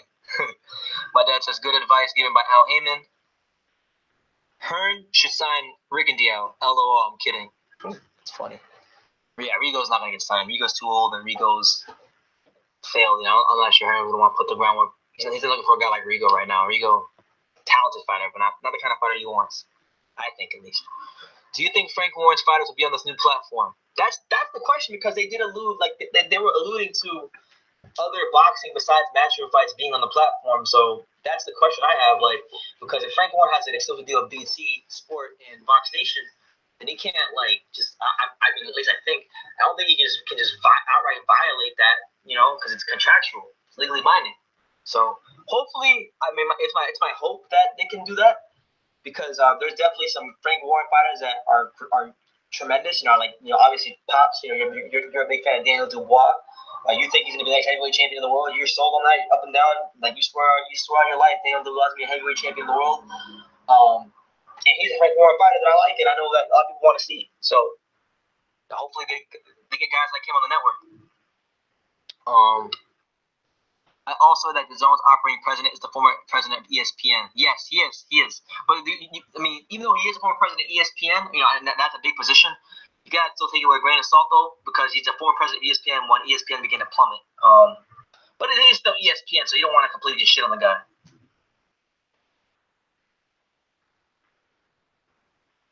Al Heyman is still taking over. Watch. But the app is already in existence in other parts of the world. It's $20 a month in Canada and $150 a year, which is a promotional offer. So I mean, if they're and that's what I try to tell people. I try to tell people this when I made my video yesterday. I said basically, Eddie Hearn is not going to make an announcement like this without doing numbers, without doing some serious due diligence, without doing some serious research. And the company with he's with, they had hard numbers. He had. I'm sure he used the 2 shows he did in America as a basis as to what the market is right now in boxing, and he went from there. So I'm over the moon about it. I mean, I can't wait to see how this all works out. What we at right now? We have 15 viewers. Yeah, 15 viewers. It's funny. I'll share that with you guys. I don't think it's. I think I'm allowed to share. I think I'm allowed to share this information. So as you guys know, I mentioned. You guys know, for those of you who follow me on here, you guys know that I'm very, very close with Adrian Granados. The junior welterweight contender, good friend of mine. I mean, I was just texting him maybe 3-4 hours ago, and I was actually bringing it to his attention. I was asking if he's heard about the deal with Eddie Hearn. And he actually hadn't heard about it, so I sent him the video. I basically gave him the details. I told him, look, this is what's happening. I don't know if you've heard about it, but I think it's interesting. Maybe something you should look into. And he was excited about it. He was excited about it. He's going to get these guys to talk to Eddie Hearn. So, Fighters are excited about this deal because a fighter, and I'm just going off of my relationships with fighters, and I'm going off of like what fighters have told me personally, okay, in the gyms across America, whether it be in New York, South Florida, LA, Vegas, it don't matter. A fighter's biggest fear is not necessarily getting knocked out. It's not even losing. Fighter's biggest fear is putting all that work in the gym, going through the rounds in training camp, getting the bloody noses in the sparring, the injuries, wear and tear on the body, and not getting paid. And not getting paid. Put all that work in, not get paid, or not getting paid what you're worth. Not get paid just your just due. So I think what this is gonna allow for fighters now is for them to get paid their just due. They're gonna be taken care of the way they should. For boxing to be finally ran on the business side like a reputable sport, because boxing as a sport itself is great, but in terms of the way it's ran as a business sometimes, it's fucking minor league. Excuse my language, but it's minor league. That means being blunt. It's minor league. It's very minor league at times. So I think if anything, it gives it credibility. So it is what it is. Fight Scout says 2 dislikes. LOL. Do I have 2 dislikes? Is that what you're trying to say? I ain't paying attention. Haters gonna hate. That one rapper said, "If you ain't got no haters, you ain't popping." So it is what it is. But let's get some water. I'm having a lot of fun, honestly. I'm having a lot of fun talking to you guys. Any other questions? Anything else? What you guys want to? How much do I weigh?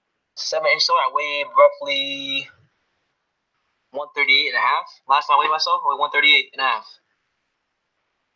Solid 138 and a half too.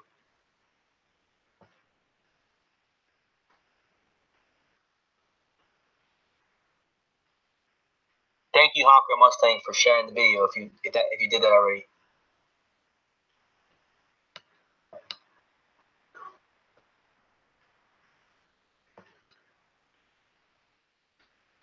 But yeah, so we'll see what happens, man. But 206 right now.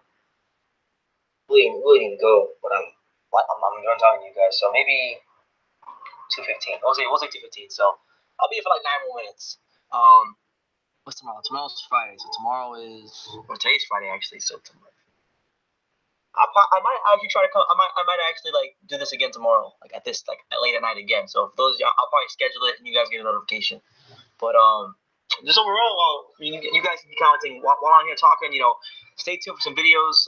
I got a couple videos coming out tomorrow. I got the one about the Super Series coming out. So for those of you who wanted to hear from me about the Super Series, I got a video coming out about that. Got a video about my last thoughts about Lomachenko Linares. I got one about pull it up right now actually. I got quite a few. I got one about Jarrell Miller, Joe Joyce, and how Jarrell Miller pretty much turned down Joe Joyce. So I give my thoughts on that. What else I got? There's some good stuff coming out. And then Saturday will be live for the fight. I got one about Arthur Beterbiev fighting Caleb Johnson, so be on the lookout for that. And if you haven't seen any other videos, I've been dropping heat like crazy. I got a video about Josh Greer fighting this week. I got a video about Shakur Stevenson and Devin Haney that dropped today. I got the interview with my boy Alex, which is like 1 hour and 25 minutes long. We talked about all these cards in boxing. Got all those Holyfield videos, Ryan Garcia, Tony Bellew, Anthony Yards. So there's hella videos for you guys. There's hella good boxing content. And it's going to keep coming.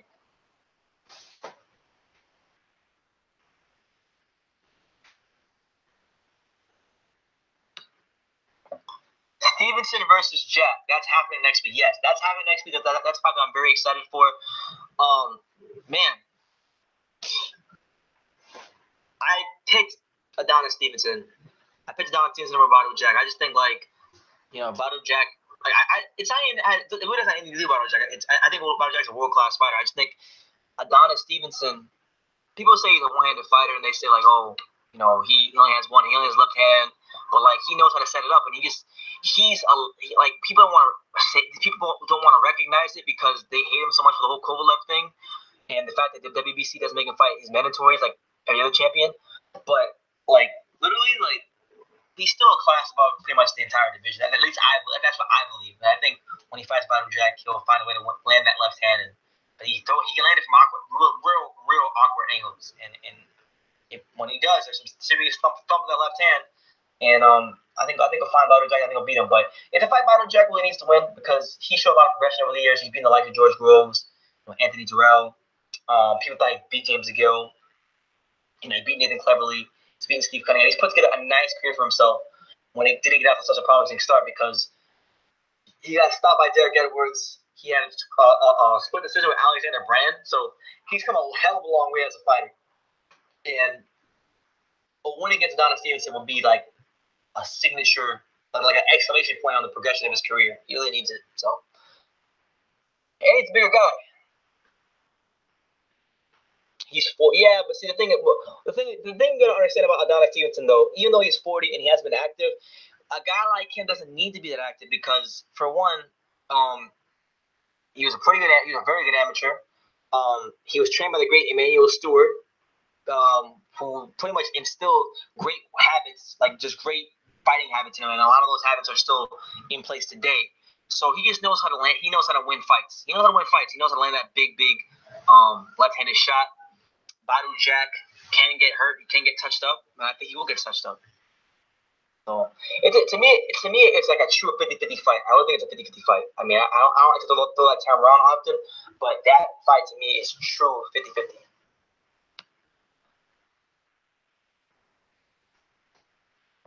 Hawker Mustang says, I think Jack will win this one. A lot of people are picking Jack. I think I'm like one people I've heard pick Adonis Stevenson. I think Adonis is going to win.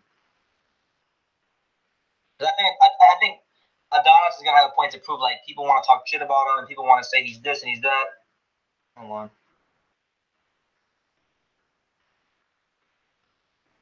People want to say, like, Adonis is this and Adonis is that, but he's still one of the class. He's still one of the top talents in the division. And some people, there's people out there, a small fragment, that think he's the most talented heavyweight in the world, but he's older than active. So it is what it is, man. Let's see. I'm on Instagram right now. What's going on Instagram?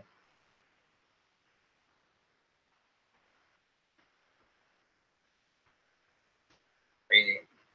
Oh, so I don't mean to get off topic, but like, basically, I'm going to be in this documentary about, I don't know if you guys watch baseball, but I'm a massive Miami Marlins fan. I'm going to be in this documentary about Jose Fernandez called Son of South Florida. So I have a couple parts in the documentary, and shout out to my man Christian Hansen. He submitted the documentary to the what is it, the Oscars. So your boy might even actually get the Oscars next year. Bro. I doubt it. It's a slim chance. Let's see. Jack is good all around. Adonis has the edge for me. Yeah, Jambo Brown. I have Adonis with the edge. I just think the speed, the power, the awkwardness, the punching angles, gonna be too much. I just think Badu Jack is a good fighter, progressed a lot, but in terms of talent and I just think Adonis is a better fighter. I think he's a better fighter, and I think he's a better fighter with a point to prove. I really believe that because it's probably the biggest fight he's had in a long, long time. So he's gonna want to come out there and perform well. 7-inch shoulder said, "Do you even lift?" Well, what do you think? Do you think I lift?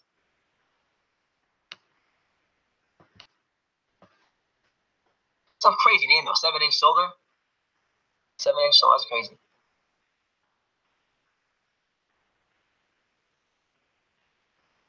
Yeah, power move by Eddie Hearn. How long have we been live? We've been live for quite a while.